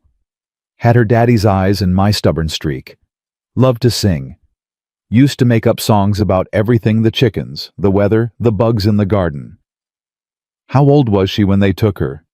6 years, 3 months, and 12 days. Bessie's voice didn't waver, but her hands tightened on her coffee cup. Sold her to a trader from Mississippi. Master said I was too attached, that it was making me difficult. Thought separating us would make me more obedient. Did it? Made me more determined to survive. Bessie's eyes met Clara's. That's what you gotta be now. Determined. Whatever comes through that door, you fight. You survive. For that baby. I will. Promise me. Clara looked at Samuel, at his peaceful face, at the tiny fingers curled against his cheek. I promise. Dawn came, slowly, gray light creeping across the snow. Clara had just begun to worry when hoofbeats sounded in the distance, multiple horses moving fast. Bessie, she breathed. The old woman was already moving, grabbing the shotgun Caleb had left and positioning herself by the window. Get the baby. Get to the cellar. But what if it's Caleb? Then he'll find us when it's safe. Go. Clara scooped Samuel from his cradle and ran for the kitchen, her heart hammering against her ribs. She'd just lifted the cellar door when she heard Bessie's voice, sharp with surprise. Lord have mercy! Clara froze. Bessie! You better come see this! Clutching Samuel. Clara crept back to the main room. Through the window, she could see a group of riders approaching, at least a dozen, maybe more. And at the front, unmistakable even at a distance, rode Caleb. He wasn't alone. Clara recognized Zeke Hawkins immediately. Behind him rode a man in a dark coat, who could only be the Reverend, a woman in practical traveling clothes, and a heavy-set man carrying a medical bag. The rest were townspeople armed with rifles and determination. "He did it," Clara whispered. "He actually did it." Caleb dismounted before the horse had fully stopped striding toward the cabin, with purpose in every step. Clara met him at the door, throwing herself into his arms. "You came back." "Told you I would." He held her tight, then pulled back. "We got work to do. Marcus is planning something. One of Zeke's contacts saw his men gathering supplies, rope, kerosene, extra ammunition. They're not coming for a negotiation." Clara's blood ran cold. "When?" "Tonight. Maybe tomorrow." Caleb looked over her shoulder at the people filing into his cabin. "But we're not going to be unprepared." The next few hours were a blur of activity. The Reverend, a kind-faced man named Matthew Cole, apologized profusely for the locked church door, explaining about his wife's death. The Dr. Peterson examined Samuel and declared him healthy, then began preparing medical supplies just in case. Martha Collins, the boarding house owner, who'd slammed her door in Clara's face, stood awkwardly in the corner until Clara approached her. "I'm sorry," Martha said before Clara could speak. "I was wrong. I judged you without knowing your story, and I'm ashamed." "Why are you here now?" Martha's chin lifted. "Because Zeke explained what that Ashford man wants to do. Steal a baby from its mother. I got 3 children of my own, Mrs. Stone. The thought of anyone trying to take them from me—" She shook her head. "There ain't no sin bad enough to justify that." Clara didn't know whether to feel grateful or bitter. These people had turned their backs when she needed them most. Now they wanted to help. Was that enough? She looked at Caleb, who was deep in conversation with Zeke and the Reverend, planning their defense. At Bessie, who was organizing the women to prepare food and bandages. At Samuel, who was being gently bounced by Dr. Peterson, while the man simultaneously checked his instruments. Maybe forgiveness wasn't about what people deserved. Maybe it was about what you needed to move forward. "Thank you," Clara told Martha, "for being here now." The older woman's eyes glistened. "I'll do whatever it takes to help. I swear it." Around noon, Caleb gathered everyone in the main room. "Marcus Ashford has money connections and men willing to do violence for pay," he said bluntly. "But we have something he doesn't. We have home, we have community, and we have the truth on our side." "What's the plan?" Zeke asked. "We hold this position. Make it clear that taking Samuel means going through all of us. Marcus is a coward at heart. He's been using lawyers and hired thugs because he doesn't want to get his own hands dirty. If we show him enough resistance, he'll back down." "And if he doesn't?" Caleb's jaw tightened. "Then we make him wish he had." The afternoon passed in tense preparation. Men took up positions around the property, while women organized inside the cabin. Clara found herself loading ammunition beside Bessie, her hands steady despite the fear coursing through her veins. "You ever shot a gun?" Bessie asked. "Never." "Then you probably shouldn't be loading bullets." Despite everything, Clara laughed. "Fair point." Bessie showed her how to do it properly, patient and methodical. "The trick is staying calm. Fear makes your hands shake, and shaky hands make mistakes. You breathe deep focus on what's in front of you and let the rest take care of itself." "Is that what you did during the war when everything was falling apart?" "That's what I did every day of my life till freedom came." Bessie met her eyes. "And some days after. The world's always trying to take something from us, child. The trick is not letting it take your spirit, too." Clara thought about this as she watched the townspeople preparing to defend her family. These weren't soldiers or gunslingers. They were shopkeepers, farmers, ordinary people who'd decided that right mattered more than safety. "I don't deserve this," she said quietly. Bessie's hand closed over hers. Ain't about deserving. It's about belonging. You're one of us now, Clara. That means we fight for you. Same as you'd fight for us. The first shot came at dusk.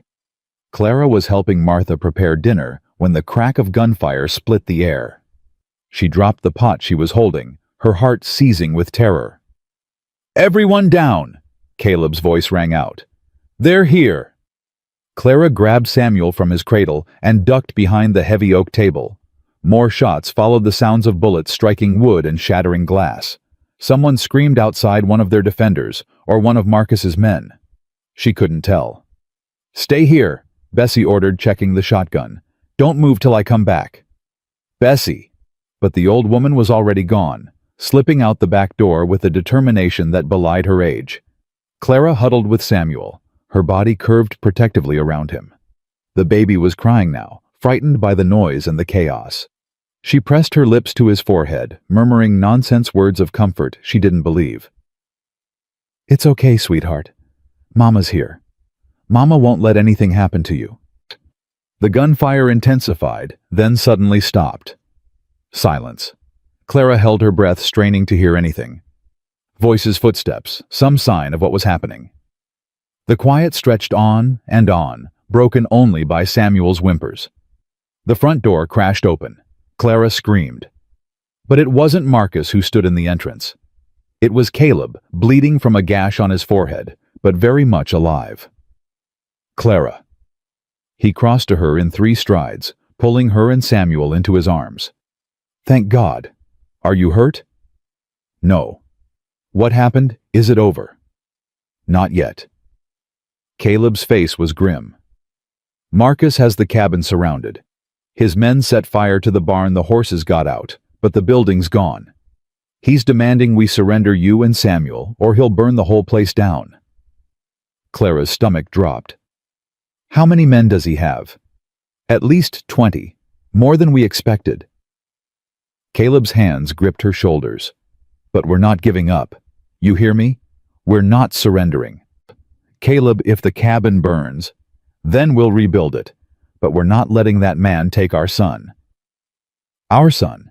Even in the midst of terror, the words warmed Clara's heart. "What do? We negotiate. Buy time." Caleb's eyes were fierce. "Zeke sent a rider to Denver before the attack started. There's a federal marshal there who's been looking into Harrison Ashford's business dealings. If we can hold out long enough." Another shot cracked the air, followed by Marcus's voice amplified by the cold night air. "Thornton, I'm giving you 1 hour. Surrender the woman and child, or I'll burn every building on this property to the ground. And if that doesn't work, I'll start burning the people inside." Clara felt the blood drain from her face. "He's bluffing," Caleb said, but his voice was uncertain. "Is he?" Clara thought of Marcus's cold eyes, his casual cruelty, the way he'd spoken about Samuel, as if the baby were property to be claimed. Would he really let witnesses go, people who could testify to what he's done? Caleb was silent. That was answer enough. "Let me go out there," Clara said suddenly. "What?" "Let me talk to him, face to face." Her voice steadied as the plan formed in her mind. He doesn't want a massacre.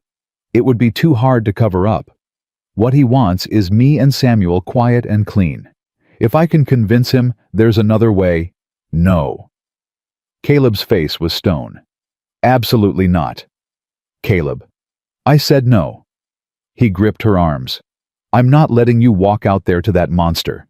I'm not losing another person I love to circumstances I could have prevented. This isn't like before. I'm not helpless, and I'm not alone." Clara met his eyes. "But those people out there, Martha, Zeke, the Reverend, they came here because of us. If they die because I was too afraid to face Marcus myself, I'll never forgive myself. And neither will you."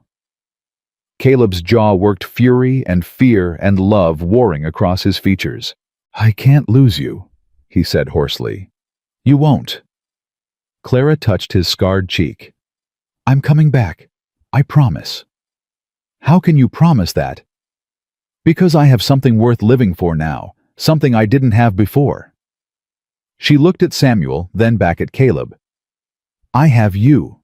Both of you. And that's worth fighting for. It's worth risking for.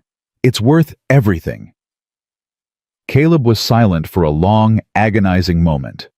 Then he pulled her close and kissed her hard, desperate, full of everything he couldn't say. 10 minutes, he said when they broke apart. I'm giving you 10 minutes to talk. If anything goes wrong, I'm coming out there shooting. I don't care how many men he has. I understand. I love you. I know. Clara managed a small smile. I love you too. She handed Samuel to Bessie, who had returned from the back of the cabin with a grim expression and gunpowder stains on her dress. You watch him, Clara told the old woman. If anything happens to me, nothing's gonna happen to you. Bessie's voice was fierce. You're gonna walk out there, say whatever needs saying, and walk back. You understand? Yes, ma'am.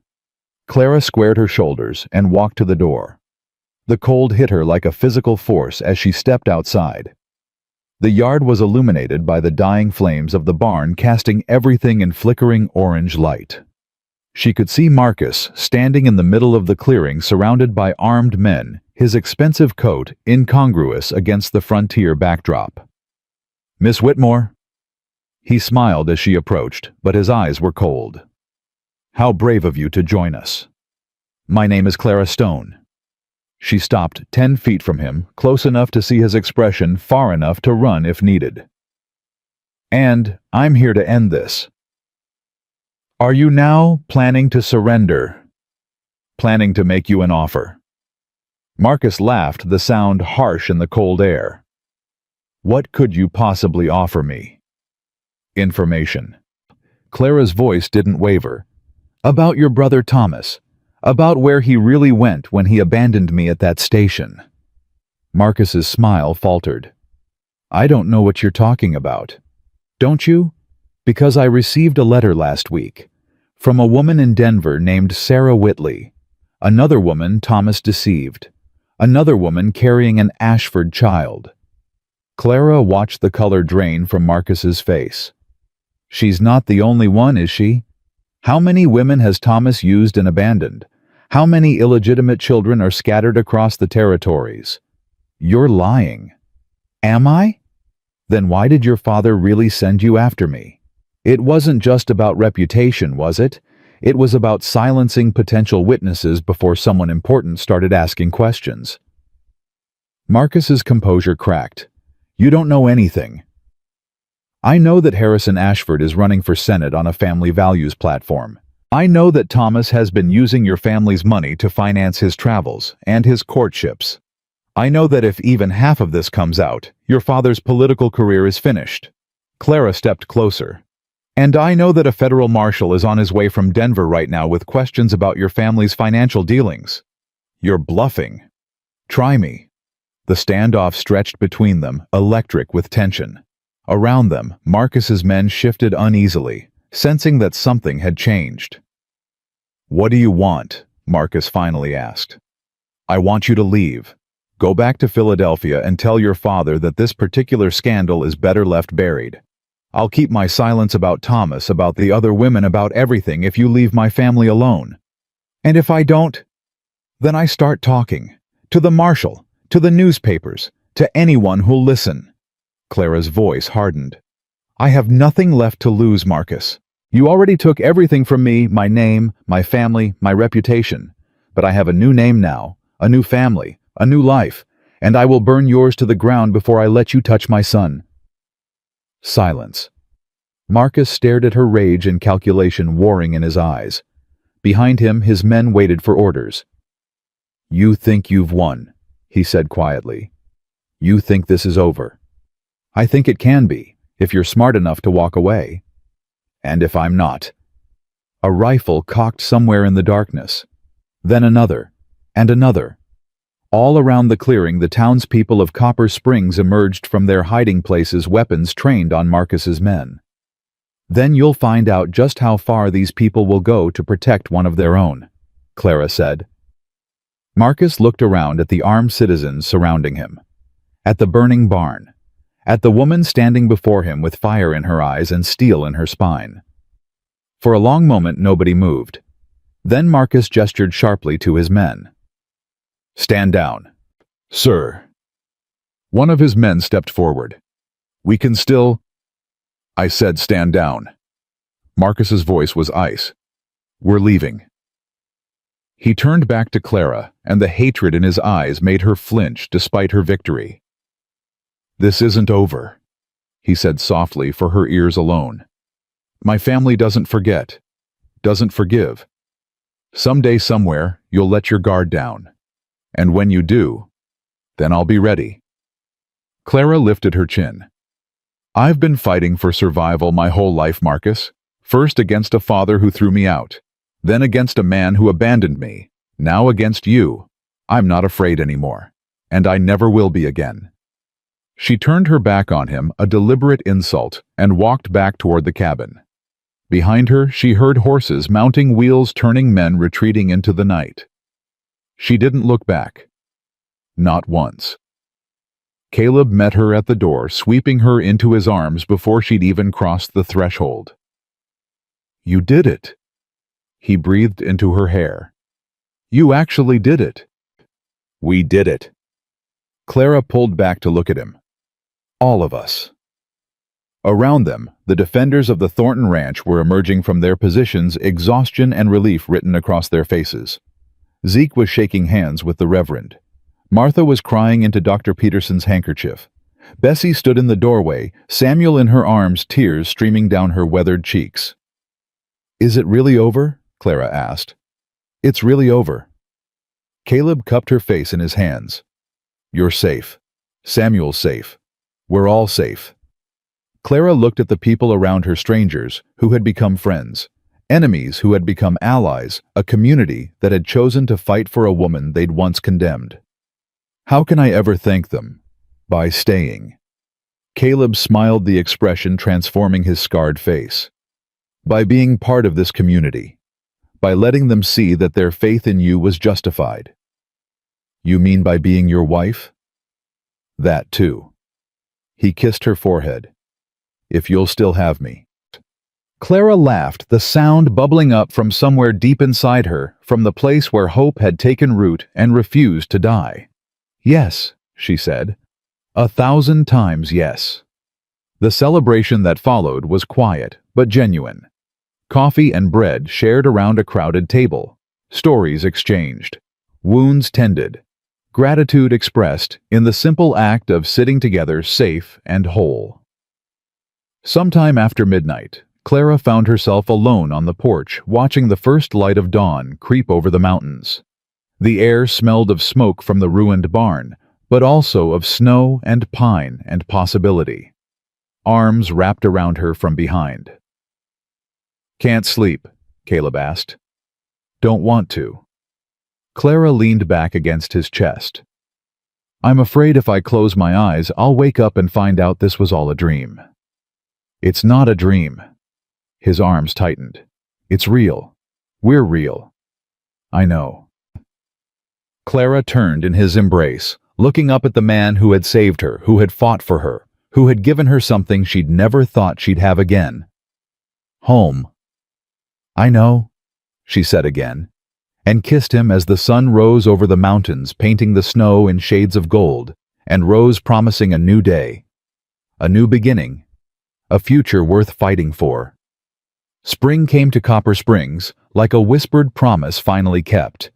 The snow retreated from the mountains, revealing wildflowers beneath.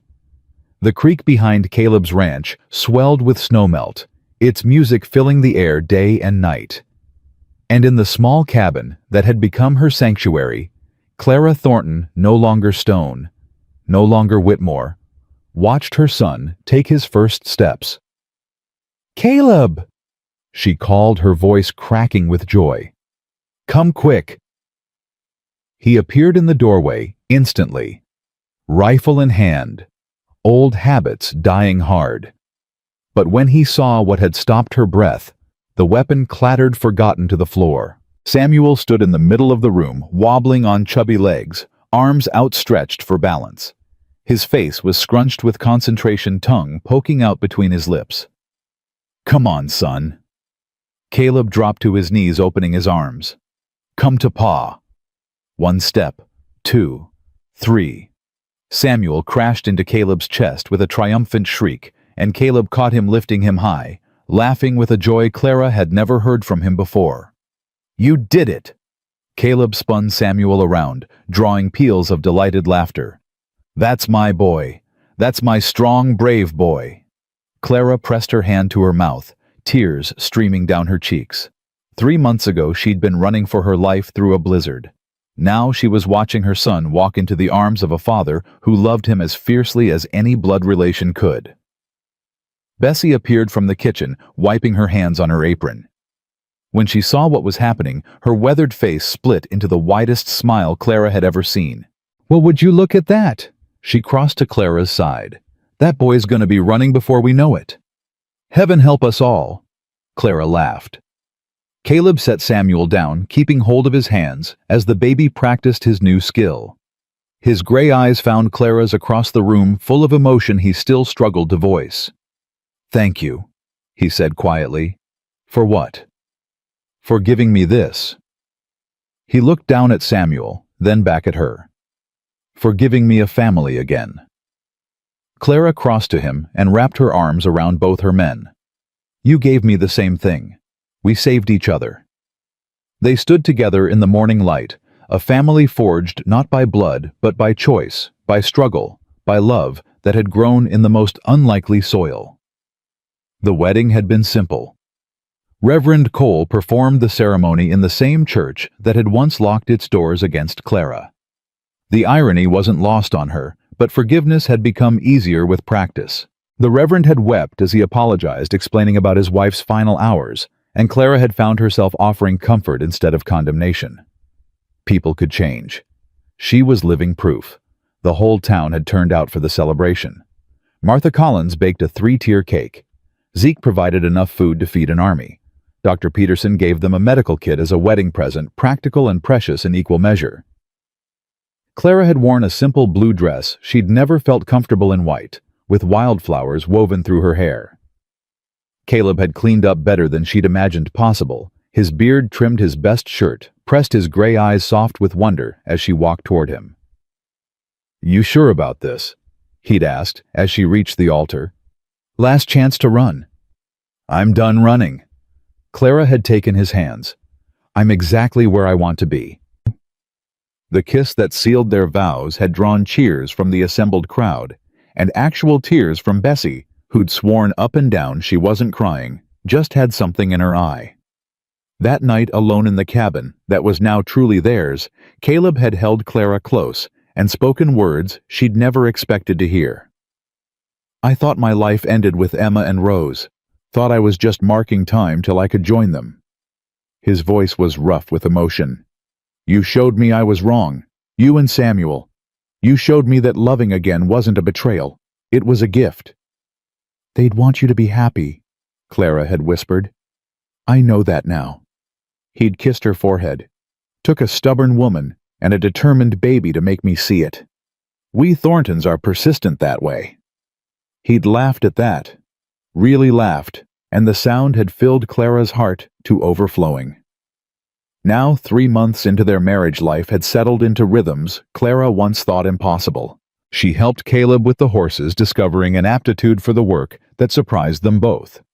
She learned to ride properly, no longer the terrified passenger, but a confident horsewoman who could race Caleb across the meadow and occasionally win. She helped Bessie with the house, mastering the domestic arts that had seemed so pointless in her Philadelphia finishing school. Bread rose beneath her hands now. Clothes emerged clean and whole from the wash. The garden she'd planted was beginning to show green shoots promising vegetables for the summer table. And she helped the community, visiting sick neighbors, with Dr. Peterson teaching reading to children whose parents had never learned, organizing supplies for families struggling through hard times. "You've become quite the pillar of society," Zeke observed one afternoon as Clara finished sorting donations at the mercantile. Hard to believe you're the same woman who stumbled off that train platform a year ago. I'm not the same woman. Clara tied off a bundle of clothing. That woman was broken, terrified, alone. And now? Clara thought about the question seriously. Now I'm whole. Or as whole as anyone gets, I suppose. I have a husband who loves me, a son who needs me, friends who stand by me. She smiled. Turns out that's all anyone really needs.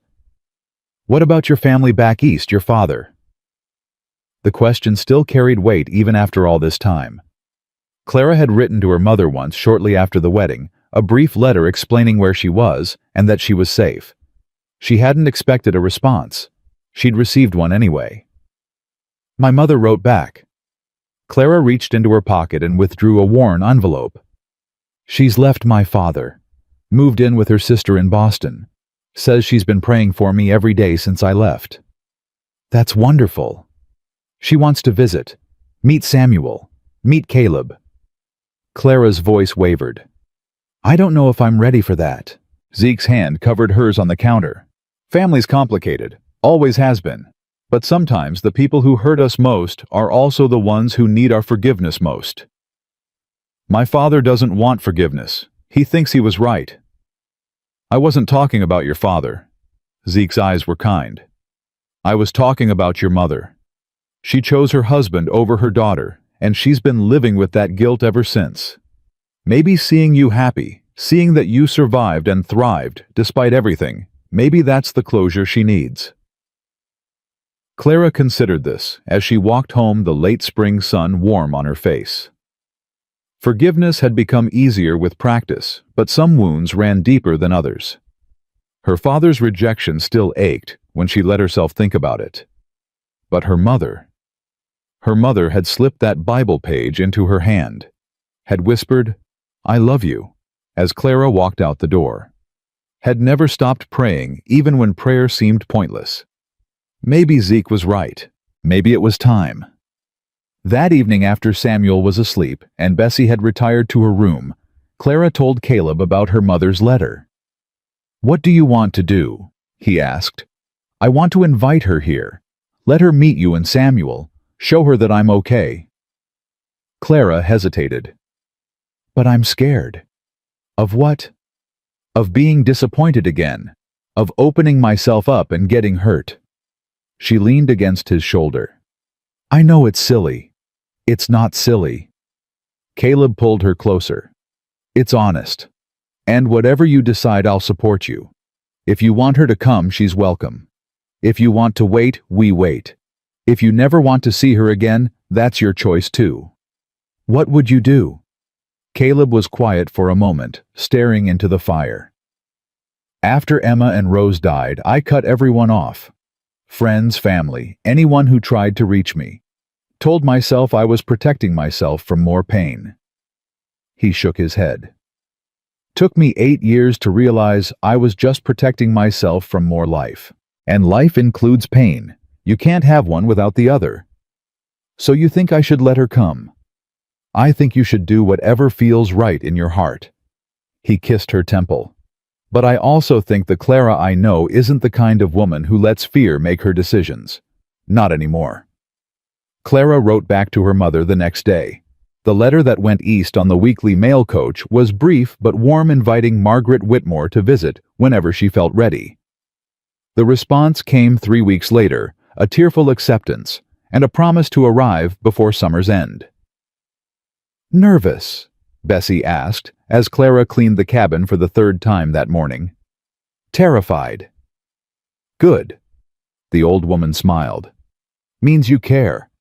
Wouldn't be worth doing if you didn't care. When the stagecoach finally arrived in Copper Springs, Clara was waiting on the platform where her nightmare had begun a year before. The irony wasn't lost on her, standing in the same spot where Thomas had abandoned her, preparing to embrace the mother who'd let her go. Margaret Whitmore had aged in the year since they'd parted. Her hair was grayer, her face more lined. Her shoulders bowed with a weight that had nothing to do with the traveling cases she carried. But her eyes were exactly as Clara remembered, kind, sorrowful, full of love that had never quite found the courage to speak. Clara. Her mother's voice cracked. My beautiful girl. Mother. They stood facing each other, neither quite sure how to bridge the gap. Then Margaret dropped her cases and opened her arms, and Clara fell into them with a sob she'd been holding back for more than a year. I'm sorry. Margaret wept into Clara's hair. I'm so sorry. I should have fought for you. Should have stood up to your father. Should have... It's okay. Clara pulled back, wiping her eyes. It's okay, Mother. I survived. I'm happy. That's what matters now. But the things he said to you, the way he threw you out, made me stronger. Clara took her mother's hands. Made me find my own path. Made me meet Caleb and build a life I never would have had in Philadelphia. She smiled through her tears. Maybe everything that happened was supposed to happen. Maybe this was always where I was meant to be. Margaret stared at her daughter as if seeing her for the first time. You've changed. I've grown. Clara picked up one of the cases. Come on, there's someone I want you to meet. The walk to the ranch took almost an hour, but Clara didn't mind. She pointed out landmarks along the way, the spot where Caleb had found her in the blizzard, the creek where she'd learned to fish, the meadow where she rode every morning. Her mother listened with wonder in her eyes, gradually understanding that this wild, beautiful land had become her daughter's home. Caleb was waiting on the porch when they arrived, Samuel balanced on his hip. He'd dressed in clean clothes and combed his hair, but nothing could soften his weathered face or hide the scar that curved down his cheek. Margaret stopped short at the sight of him. Mother, this is Caleb Thornton, my husband. Clara climbed the porch steps and took Samuel from Caleb's arms. And this is your grandson, Samuel. Silence. Margaret looked from Caleb's scarred face to Samuel's bright eyes, to Clara's obvious happiness. Whatever she'd expected to find in the wilds of Colorado, this clearly wasn't it. He's beautiful, she whispered, finally reaching toward Samuel with trembling hands. May I? Clara transferred the baby to her mother's arms. Samuel studied the stranger's face with serious eyes, then broke into his widest smile and grabbed her nose. Well, Margaret laughed, tears streaming down her cheeks. I suppose that's a proper greeting. He likes you. Clara glanced at Caleb, who was watching the scene with guarded hope. Samuel's an excellent judge of character. Takes after his mother, Caleb said quietly.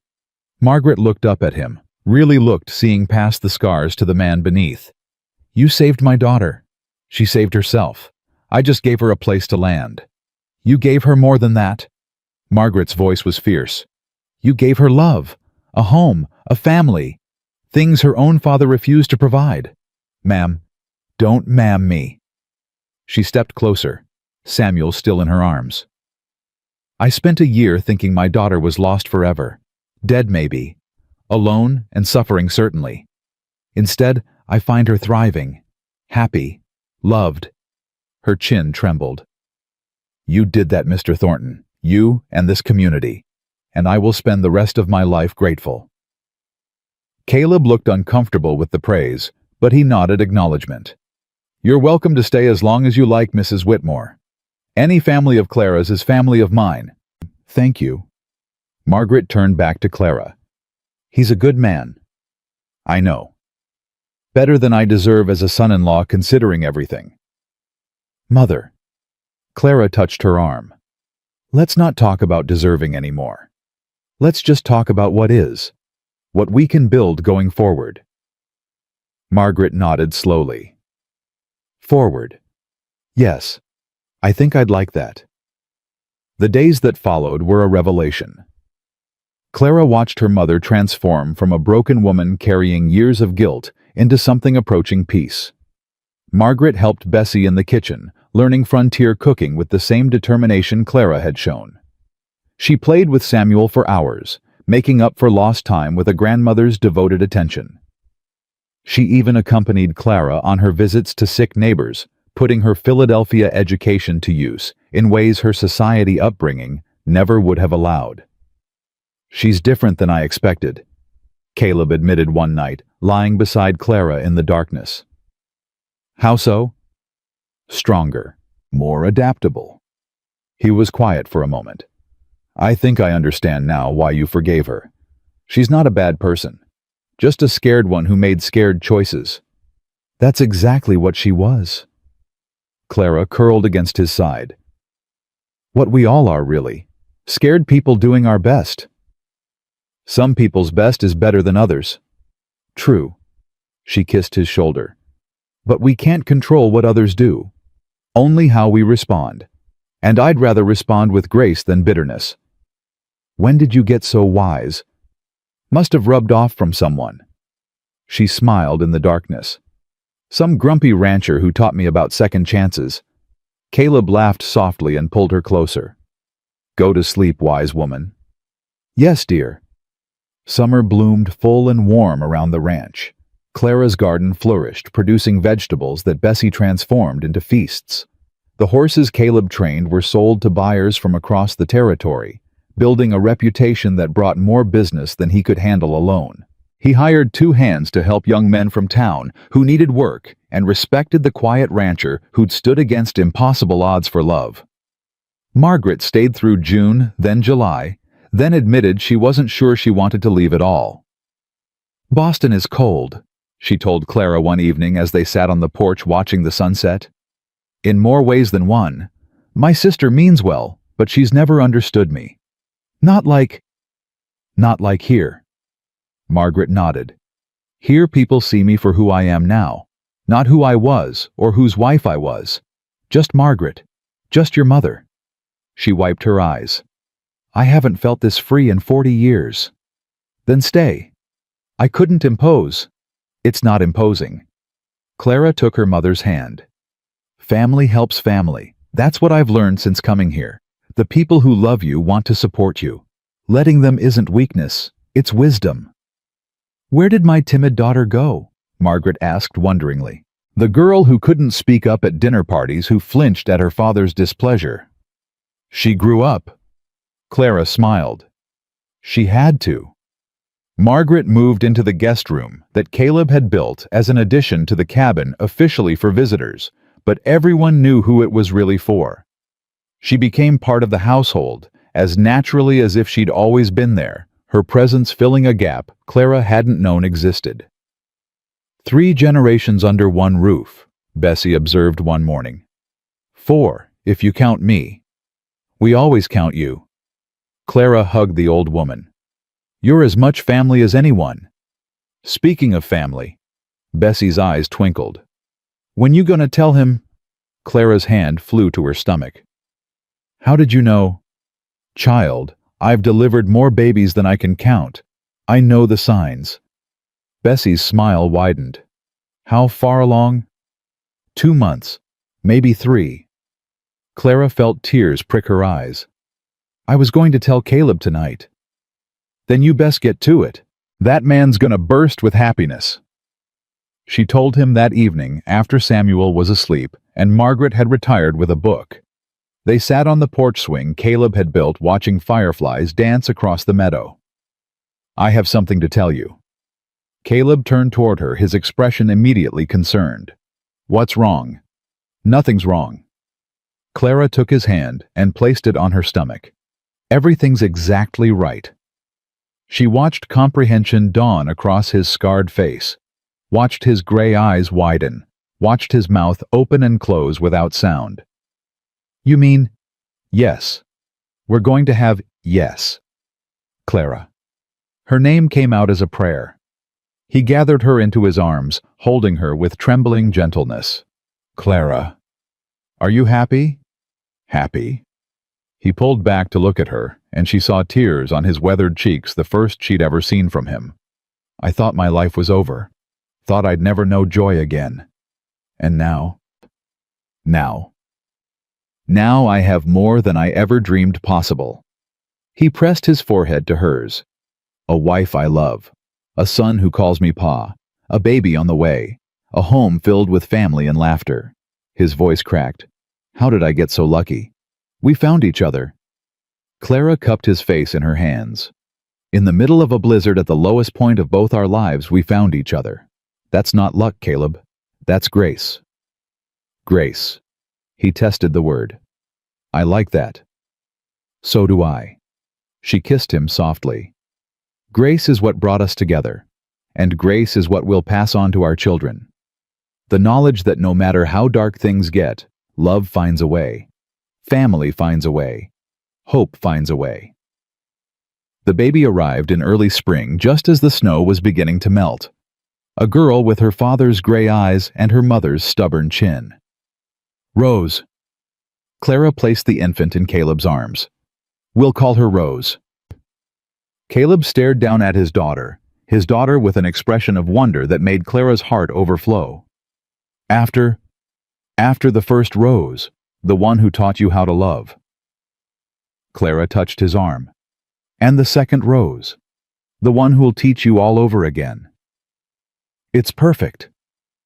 His voice was thick with tears he didn't try to hide. She's perfect.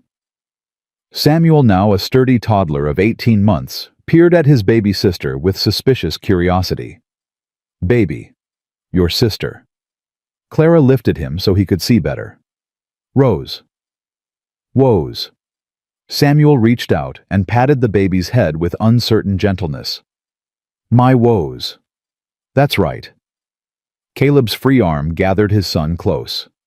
Your Rose. Your family. Margaret and Bessie appeared in the doorway, both wiping their eyes. Well, would you look at that? Bessie shook her head. 3 generations of Thorntons all in one room. 4, Margaret corrected softly. If you count me. We always count you, Clara said, echoing her earlier words. Both of you, your family, now and always. Later, after the baby had been fed, and Samuel put to bed after Margaret and Bessie had retired, and the cabin had grown quiet, Clara and Caleb sat together by the fire with Rose sleeping peacefully between them. What are you thinking? Clara asked. Caleb was quiet for a moment, staring into the flames.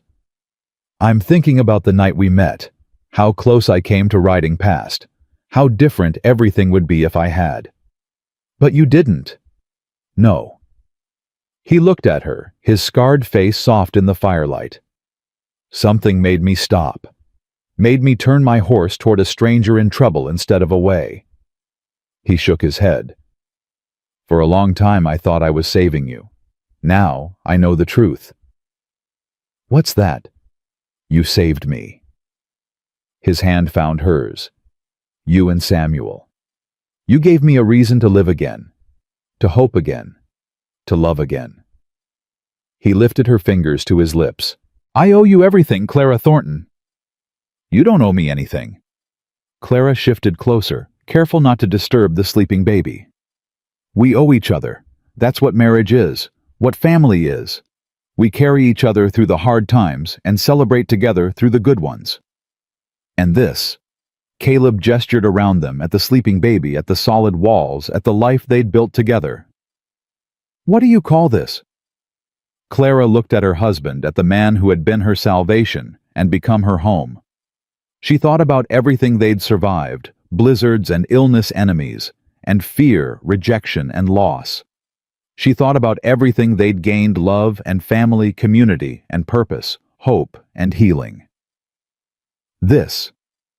She smiled, peace settling over her like a warm blanket. This is exactly where we're supposed to be. Outside, spring continued its patient work, coaxing life from frozen ground. The mountains stood sentinel over the valley, eternal and unchanging. The creek sang its endless song. And in a cabin that had once been a tomb for a broken man's grief, a family slept safe and whole, and together. Not because the world had been kind to them. Not because they had earned their happiness, but because they had found each other in the darkness and refused to let go. Some people called it luck. Others called it fate. Clara and Caleb called it something simpler. They called it love. And in the end, that was all any of them had ever needed.